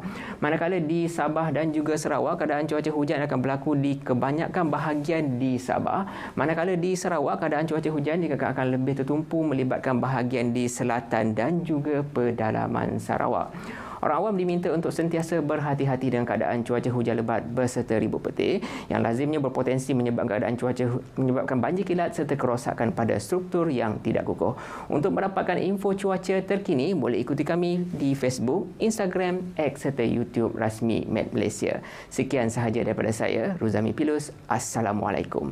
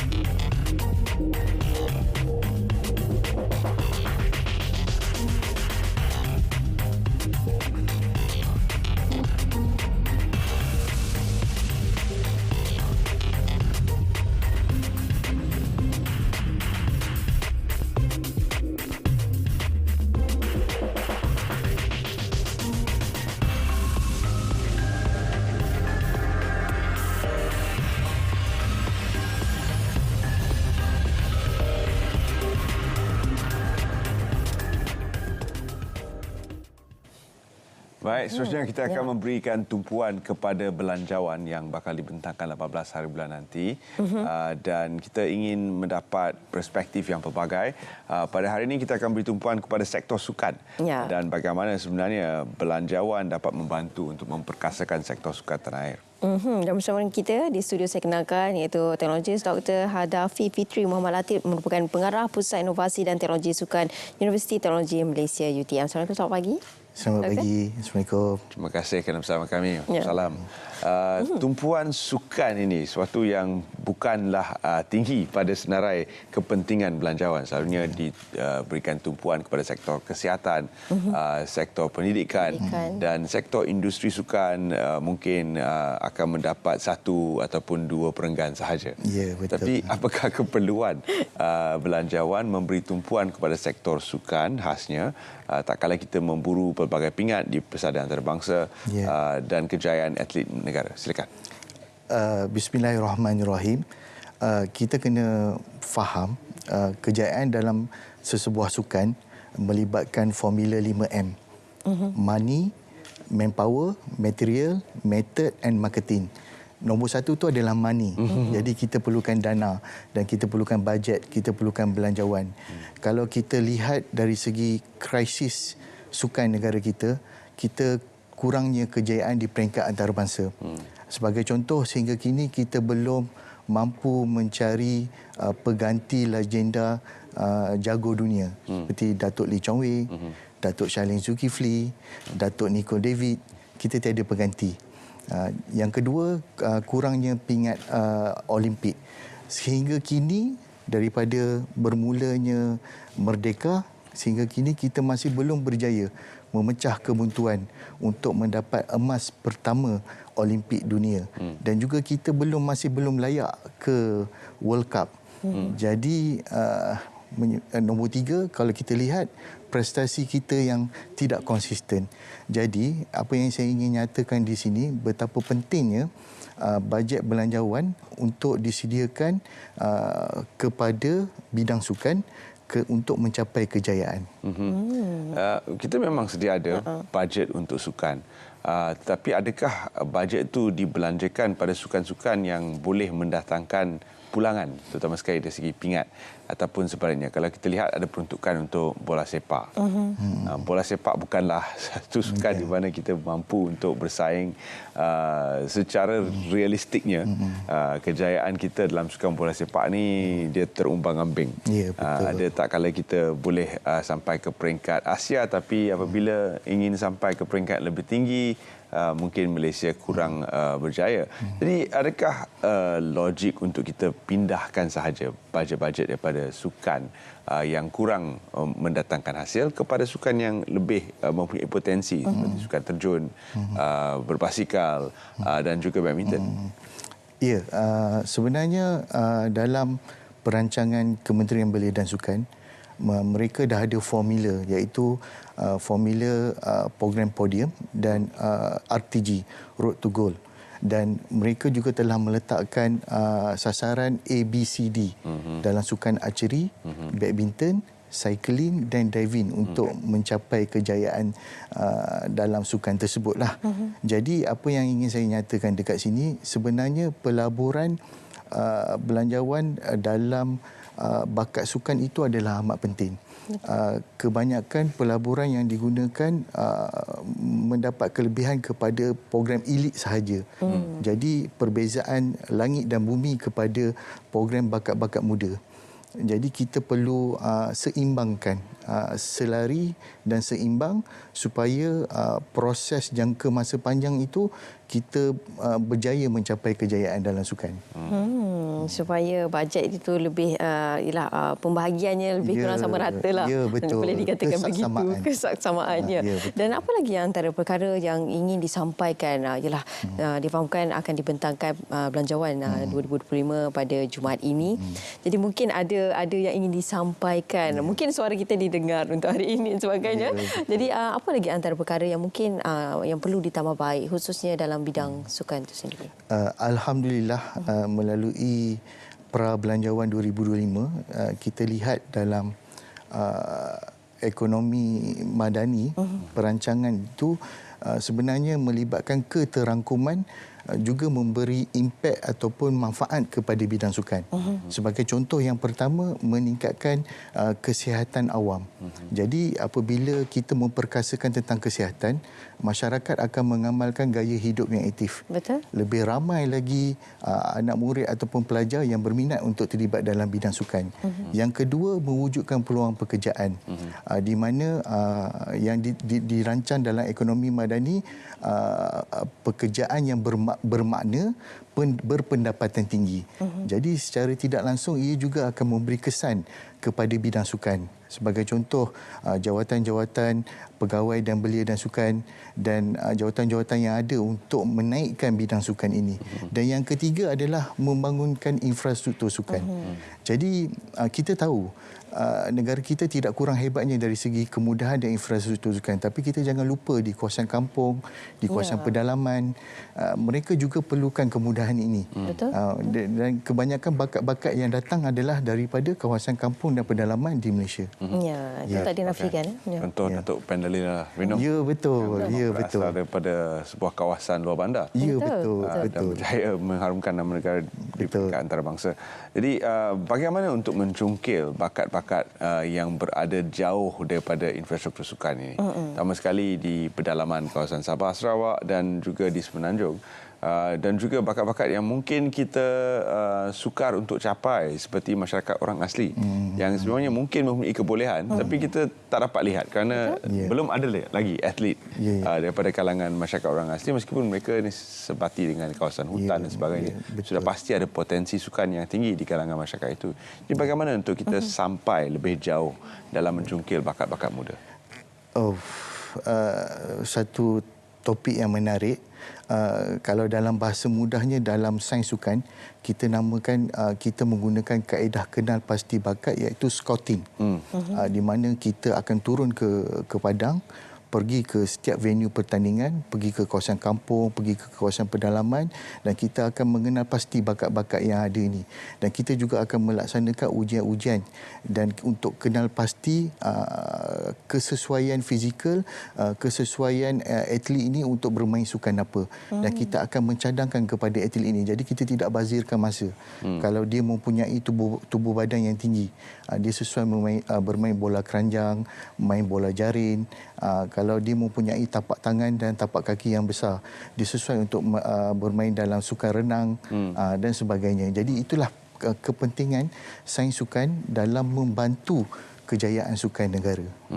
Jadi semua itu juga memerlukan capital M lah. Capital M. Seperti yang kita bincangkan tadi ya. M. Hantar scout kita pergi lebih jauh untuk mencari bakat-bakat muda ini. Betul. Yang utamanya melibatkan money tadi lah M lah. Ya betul. Nombor satu adalah money. Betul. Ya, Itu dia. Jadi apa lagi antara isu-isu yang dibincangkan khususnya dalam dalam Badan Persatuan Sukan sendiri berkenaan dengan isu-isu semasa dan juga terkini yang dibincangkan untuk kita menambah baik lagi khususnya dalam bidang sukan ini sendiri. Jadi antara isu hangat yang dibincangkan di media masa seperti Majlis Paralimpik Malaysia.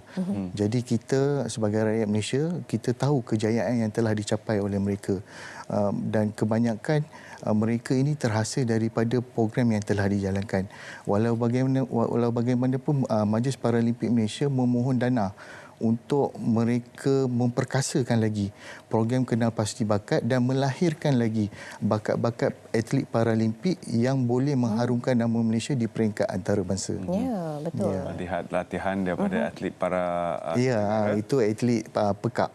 Atlet pekak dalam sukan bowling. Sukan bowling. Mereka sedang menjalani latihan di Gymnasium UTM.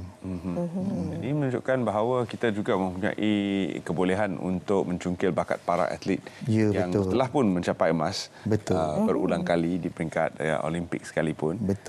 Jadi ia juga memerlukan dana yang besar kerana kelengkapan untuk mereka adalah berbeza dan kemudahan yang disediakan juga perlu berbeza. Skalanya memerlukan money, jadi apakah skop yang kita inginkan itu? Apakah jumlah peruntukan yang sesuai untuk sukan bergerak ke hadapan?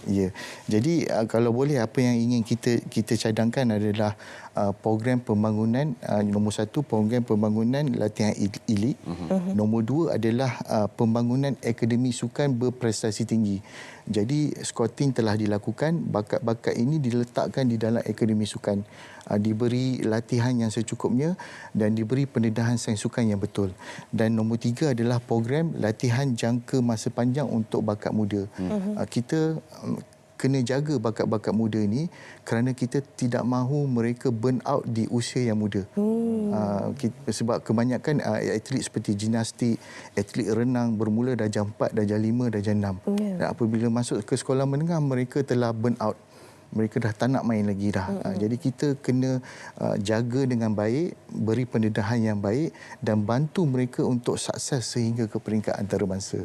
Wow, itu ya. Jadi untuk apa antara solusinya untuk kita memastikan bahawa mereka ini dapat dijaga dengan baik supaya tak burn out? Apa antara langkah-langkah yang mungkin boleh dilakukan? Ya, dalam bajet pra-belanjawan 2025 ni, antara perkara yang ingin diperkasakan adalah inovasi, teknologi dan penyelidikan sains sukan itu sendiri. Okey, sebagai contoh, saya beri contoh inovasi. Contoh, kita tidak boleh bergantung harap kepada produk-produk di luar negara. Sebab apabila produk tersebut rosak, kita mengalami masalah untuk menjalankan maintenance ataupun membaik pulih alat tersebut kerana kos yang tinggi. Jadi kita dari segi inovasi, kita kena beri peluang kepada produk tempatan. Itulah inovasi. Kalau dari segi teknologi, sebagai contoh di bahagian selatan kita dapat lihat bagaimana pasukan JDT hebat di Malaysia kerana menggunakan segala teknologi yang ada. Segala teknologi yang baru akan dibeli, akan diguna pakai untuk membantu kejayaan JDT itu sendiri. Jadi perkara ini dan juga penyelidikan sains sukan. Dah tiba masanya kita kena guci. Government, universiti, komuniti dan industri bekerjasama untuk mencapai kecemerlangan sukan negara. Wow. Gucci juga memerlukan money. Ya. It's all about money. Angka itu saya masih belum dapat daripada teknologi. Angka itu kita perlu pertimbangkan bersama. Semoga Kementerian Belia dan Sukan akan mendapat inspirasi daripada perbincangan kita untuk memberi suntikan-suntikan terakhir kepada Yang Amat Berhormat Perdana Menteri dan Menteri Kewangan supaya belanjawan itu lebih banyak membantu atlet-atlet negara dan juga para atlet negara dalam mencapai kejayaan di persada antarabangsa. Terima kasih teknologi sekarang sudi bersama kami dalam Selamat Pagi Malaysia. Banyak terminologi yang kita belajar hari ini. Ya, 5M, betul. Gucci. Wah, 5M. Gucci pun ada. Okey, itu dia antara yang kami bawakan kepada anda berkenaan dengan Prabelanjawan 2025, keterangkuman signifikan konteks sukan. Dan seterusnya kita nak ke Melaka bagi meninjau keadaan situasi banjir Melaka bersama dengan Ashikin telah pun bersedia. Silakan.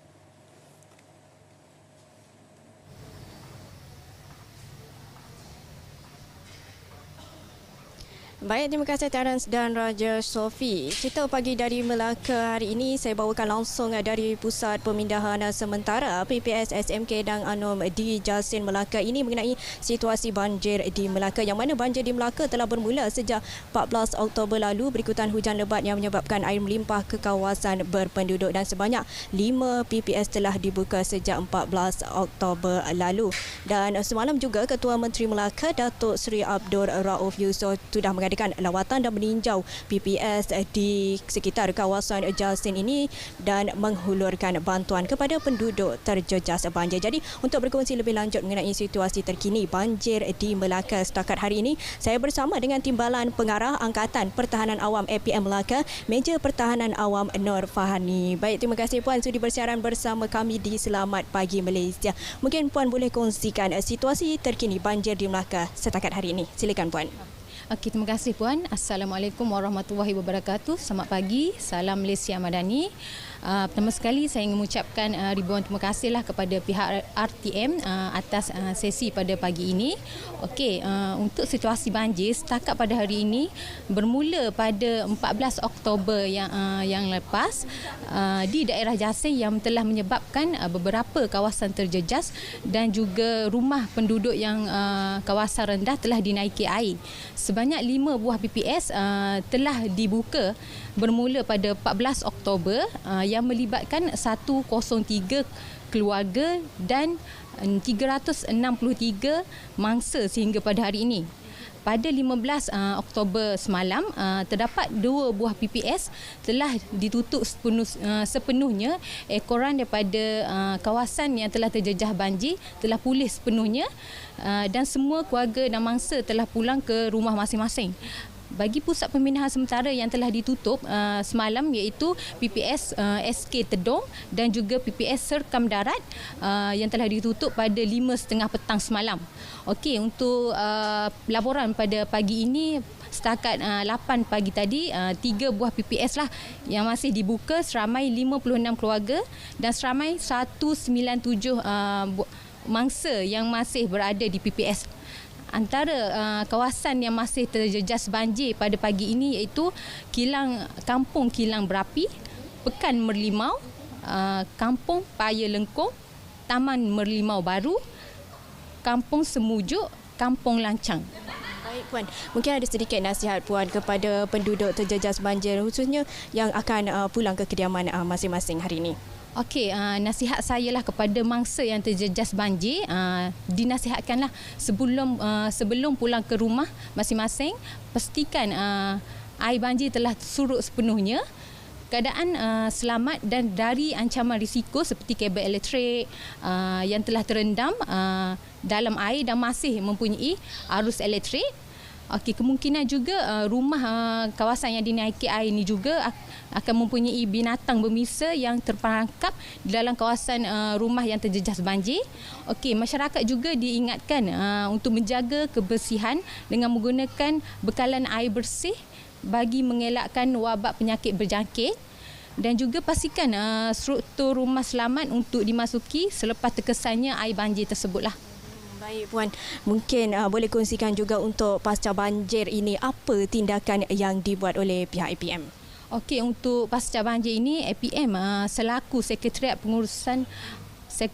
Pengurusan Bencana di peringkat negeri dan juga daerah membantu pengerusi JPBD dan juga JPBN untuk menyelaras bantuan dan juga aktiviti pasca bencana yang melibatkan agensi-agensi yang terlibat dan juga NGO. Pasca bencana juga akan mengutamakan fasiliti seperti rumah, seperti sekolah, rumah-rumah anak yatim dan juga rumah orang tua. Dan juga akan mengutamakan rumah yang terjejas banjir iaitu Warga Emas, OKU dan juga orang yang sakit terlantar lah. Terima kasih Puan atas perkongsian itu. Jadi saya kira itu perkongsian cerita pagi dari Melaka. Kembali ke studio, silakan.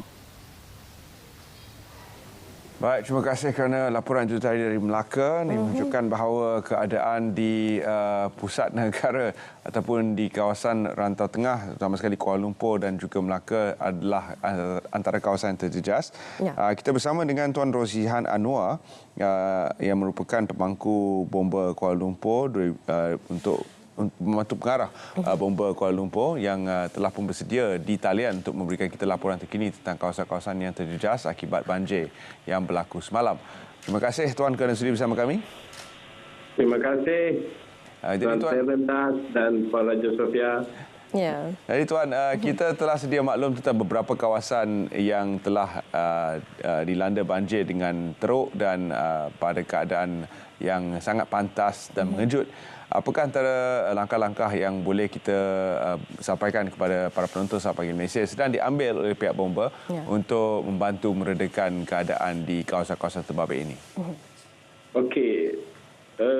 Kita di Kuala Lumpur, kita sentiasa bersiap sedia sebab geografiknya Kuala Lumpur ni kita semua tahu dalam kawasan pembangunan yang padat, yang mana kita bersedia pada bila-bila masa sekiranya berlaku banjir kilat ataupun flash flood sebagaimana yang berlaku pada semalam, mana kita dikejutkan sebenarnya di kawasan beberapa kawasan yang agak kritikal seperti di Jalan Parlimen dan semua tahu di Universiti Malaya pun telah dinaiki air hujan. Sebenarnya kita membuat pemantauan bahawa tiada limpahan air sungai yang berlaku semasa kejadian semalam lah.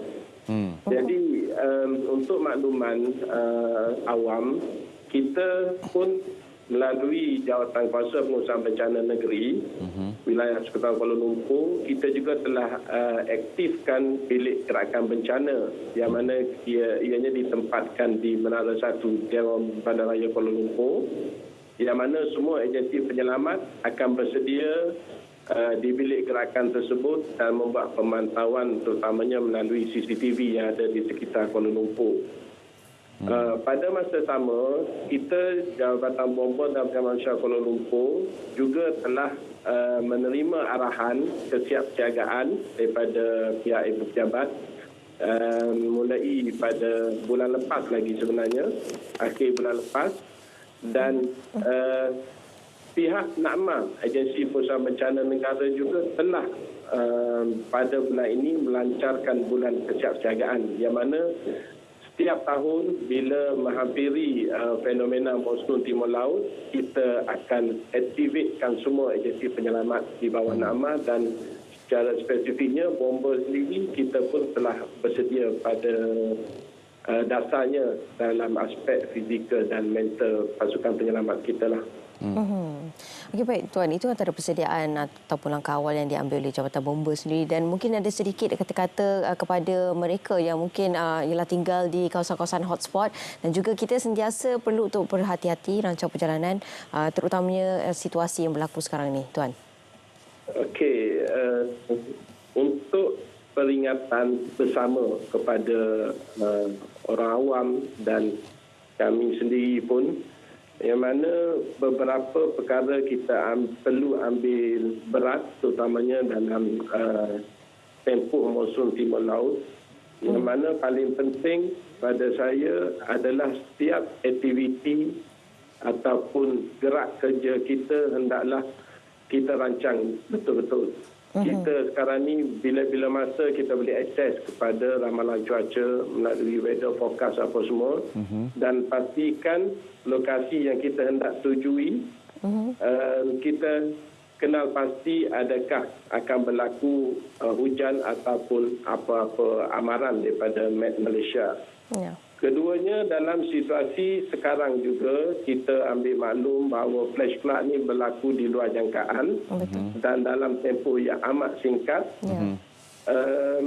Kita semua diingatkan supaya menyimpan dokumen-dokumen penting, terutamanya pengenalan diri kita, apa-apa berkaitan dengan akaun kewangan kita, supaya benda-benda ni pada bila-bila masa, bila berlaku kecemasan, dianya telah berada bersama kita dan kita boleh bawa keluar bersama.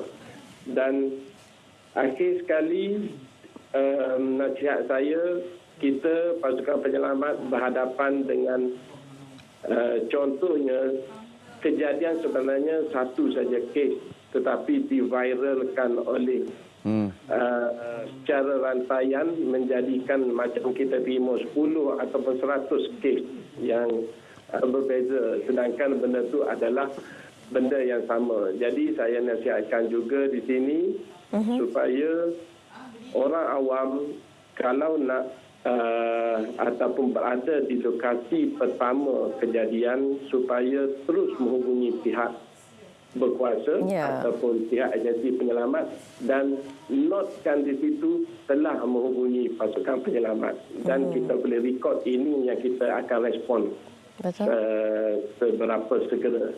InsyaAllah kami di Kuala Lumpur ni ada 20 buah balai dan 918 penjawatan, termasuk hampir 200 orang pasukan bomber sukarela bersedia pada bila-bila masa. Kita telah buat pembukuan cuti dan untuk makluman Tuan Terence dan Puan Raja juga, kita di Kuala Lumpur, bomber especially, selepas hujan 15 minit kita dah gerakkan pasukan penyelamat kita di 20 balai ke lokasi-lokasi yang kita telah kenal pasti sebagai hotspot banjir.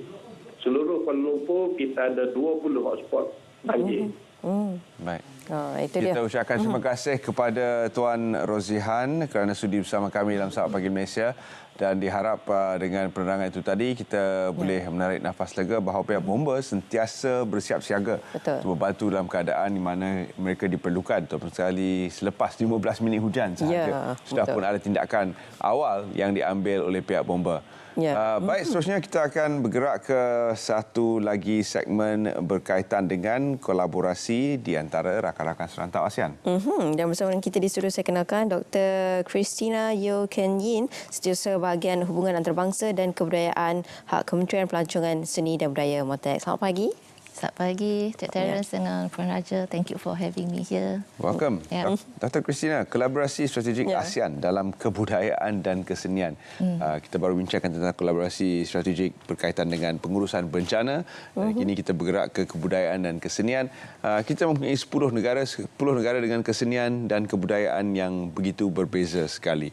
Walaupun ada titik persamaan. Jadi, apakah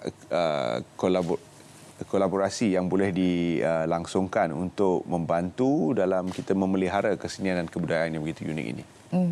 Saya ambil kesempatan saya di sini juga bersempena dengan kepengurusian ASEAN untuk Menteri-Menteri Kebudayaan dan Kesenian. Kita bermula pada bulan Oktober ini, kita telah merancang pelbagai inisiatif dan program. Dan kita sebagai kerajaan, kita tak boleh laksana secara individu, maka kita kena berkolaborasi, bekerjasama dengan pelbagai pihak termasuk IPT, NGO, civil society, untuk melancarkan program-program especially community sebab NGO memainkan peran yang penting dalam pembangkitan seni dan budaya dan warisan di peringkat akar umbi. Boleh tak saya cerita sedikit tentang I give you the background starting from mesyuarat Menteri Kebudayaan dan ASEAN bulan Oktober di Melaka ni, di Oktober ni, di mana kita akan Menteri Kebudayaan dan Kesenian Malaysia akan host mesyuarat dengan dia punya counterpart daripada 10 negara ASEAN dan juga 3 rakan dialog daripada Republik Rakyat China, Jepun dan Republik Korea. Dan kita Malaysia, kita selaku dengan amanat Yang Amat Berhormat Perdana Menteri, kita akan cuba membantu Timor Leste untuk bagi dia capacity building, pendedahan supaya dia lebih bersedia untuk menjadi negara anggota ASEAN. Fingers crossed mungkin tahun depan semasa kepengurusian Malaysia, ASEAN Malaysia. So Timor Leste pun kita jemput untuk turut serta dalam pelbagai program. So antara program yang terlibat ialah contohnya di bulan Jun kita bekerjasama dengan Universiti Malaysia Kelantan. Kita telah melaksanakan program Sustainability in Creative Culture Industries. Sebab untuk tema kita that we focus for AMCA. AMCA is the short form for ASEAN Ministers for Culture and Arts. Kita punya focus is about building bridges for the futures, unity in diversity.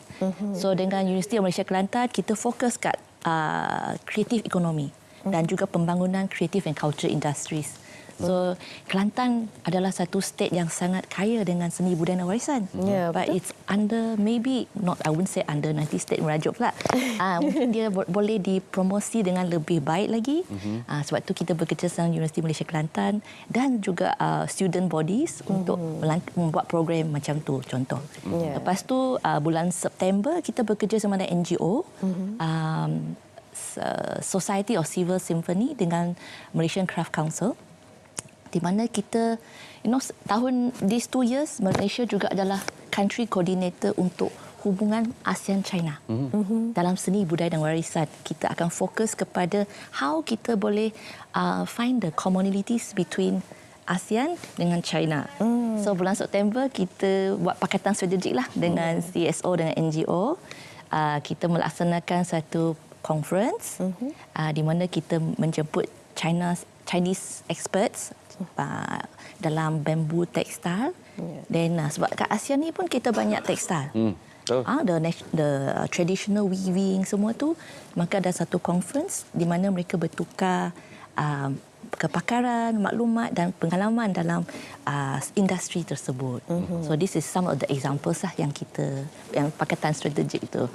Dan ianya untuk mesyuarat AMCA ini akan berlangsung pada 22 hingga 24 Oktober nanti. The whole week is 21 sehingga 26. Tapi mesyuarat AMCA tu exact date is 24 Oktober. Tapi sebelum tu dia akan dimulakan dengan mesyuarat di peringkat pegawai-pegawai kanan. SOMCA, Senior Officials Meeting for Culture and Arts. Jadi apakah antara perkara-perkara yang bakal dibincangkan nanti? Apakah yang akan diberi tumpuan khusus? So untuk makluman tuan dan puan, and so our penonton semua, AMCA ni satu mesyuarat berkala.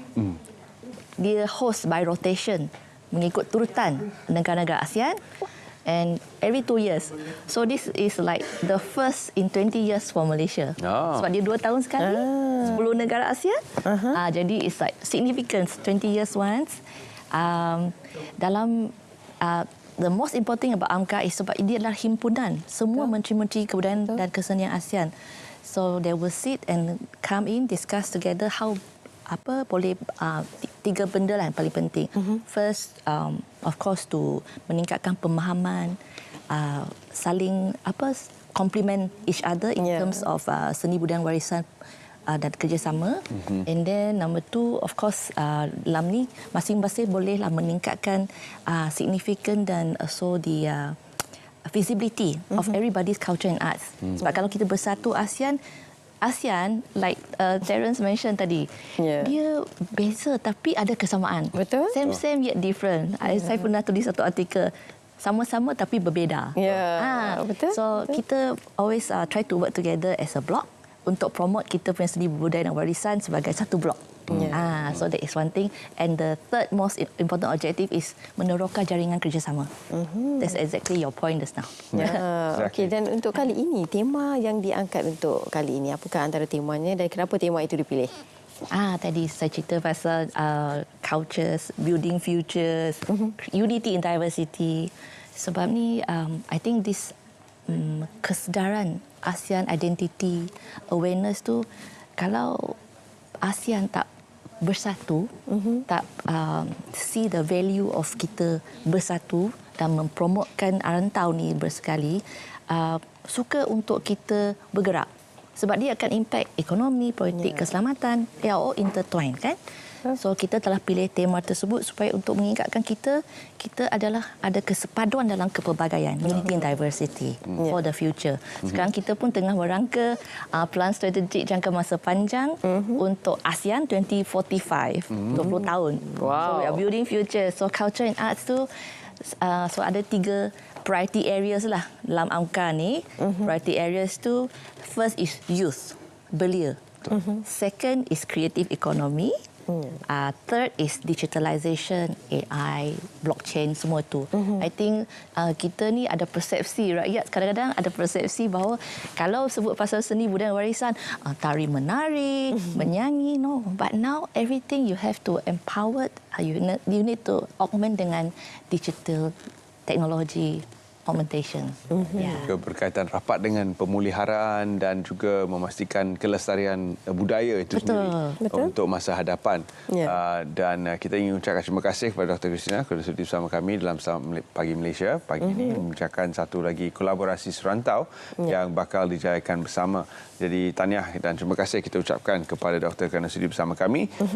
Dengan itu, para penonton, kita akan berehat seketika dan kembali nanti kita akan bersama dengan beberapa calon finalis Anugerah Sri Angkasa 2024.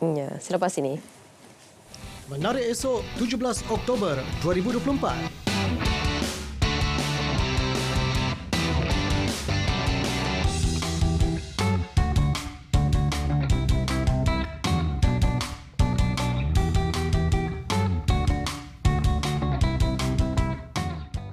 Reaksi golongan belia sempena Belanjawan 2025. Saya nak kerajaan teruskan bantuan kepada pelajar, contoh bantuan perbelanjaan atau bantuan voucher buku ke macam tu. Kerajaan boleh menambah baik kemudahan, especially facility dekat laboratory. Mengharapkan allowance diberikan untuk pelajar universiti. Anak beranak tawan 25 negara menggunakan kereta buatan tempatan. Debaran finalis Anugerah Sri Angkasa 2024. Selamat Pagi Malaysia, Khamis 8 hingga 10 pagi, RTM.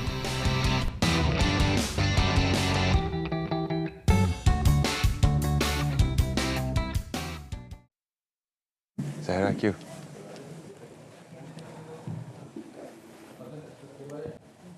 Lebih separuh pemilih yang layak mengundi dalam pilihan raya kecil PRK Kemaman telah menunaikan tanggungjawab masing-masing. Menurut Suruhanjaya Pilihan Raya SPR, setakat 4 petang tadi, peratusan keluar mengundi mencecah 60%. Jumlah itu hampir mencapai sasaran SPR yang menjangkakan 70% pengundi dari 141,043 pengundi berdaftar akan keluar mengundi. Kurang sejam dari sekarang, pusat pengundian akan ditutup. Sementara itu, Suruhanjaya Pilihan Raya SPR akan memperkenalkan sistem pendigitalan baharu bagi menambah baik sistem pengurusan pilihan raya di negara ini. Pengerusinya Tan Sri Abdul Ghani Saleh berkata, sistem itu mula diuji pada pilihan raya kecil PRK Parlimen Kemaman yang sedang berlangsung. SPR akan melihat keberkesanan sistem tersebut bagi melakukan penambahbaikan pada masa akan datang.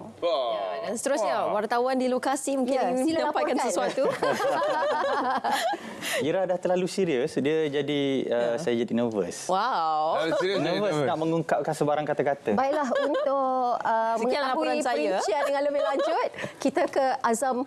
Ini masalahnya bila kita temu bual dua pengacara, maka mereka tak tahu siapa yang sebenarnya harus bertanya soalan. Dan sebenarnya kita pun sebenarnya Nervous kan? Selalu Dia tanya awal orang. dia cakap. Okay. Basically, it's our show. So, we ask the question, you answer.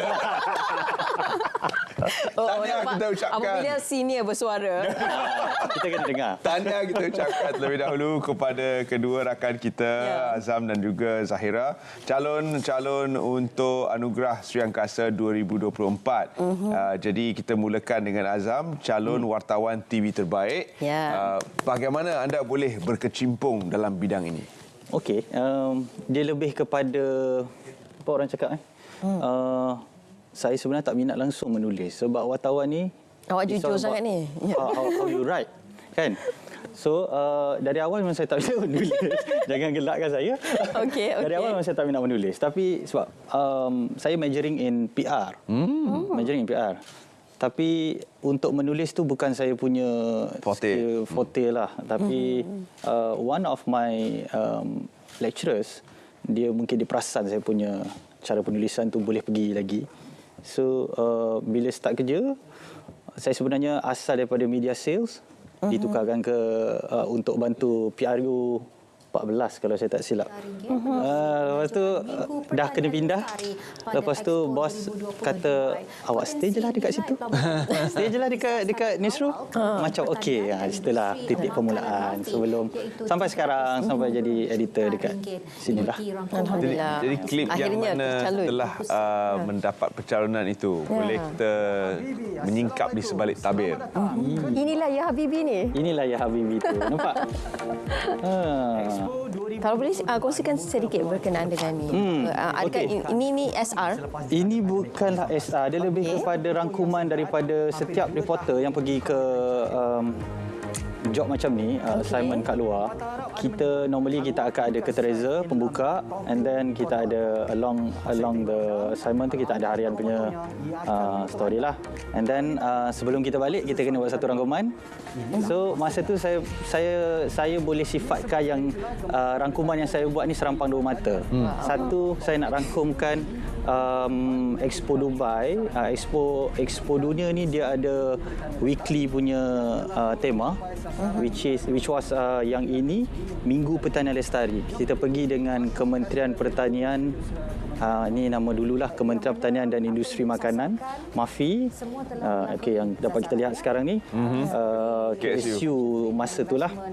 And then saya fikir instead of saya buat rangkuman yang biasa-biasa je kan, apa kata saya buat satu rangkuman untuk MAFI dan juga saya share sekali keindahan Dubai dari sisi mata saya dan juga penonton kena tengok. Yang penting lompat-lompat tadi. Yang itu lompat-lompat. Masa tu tengah trend. Tengah trend.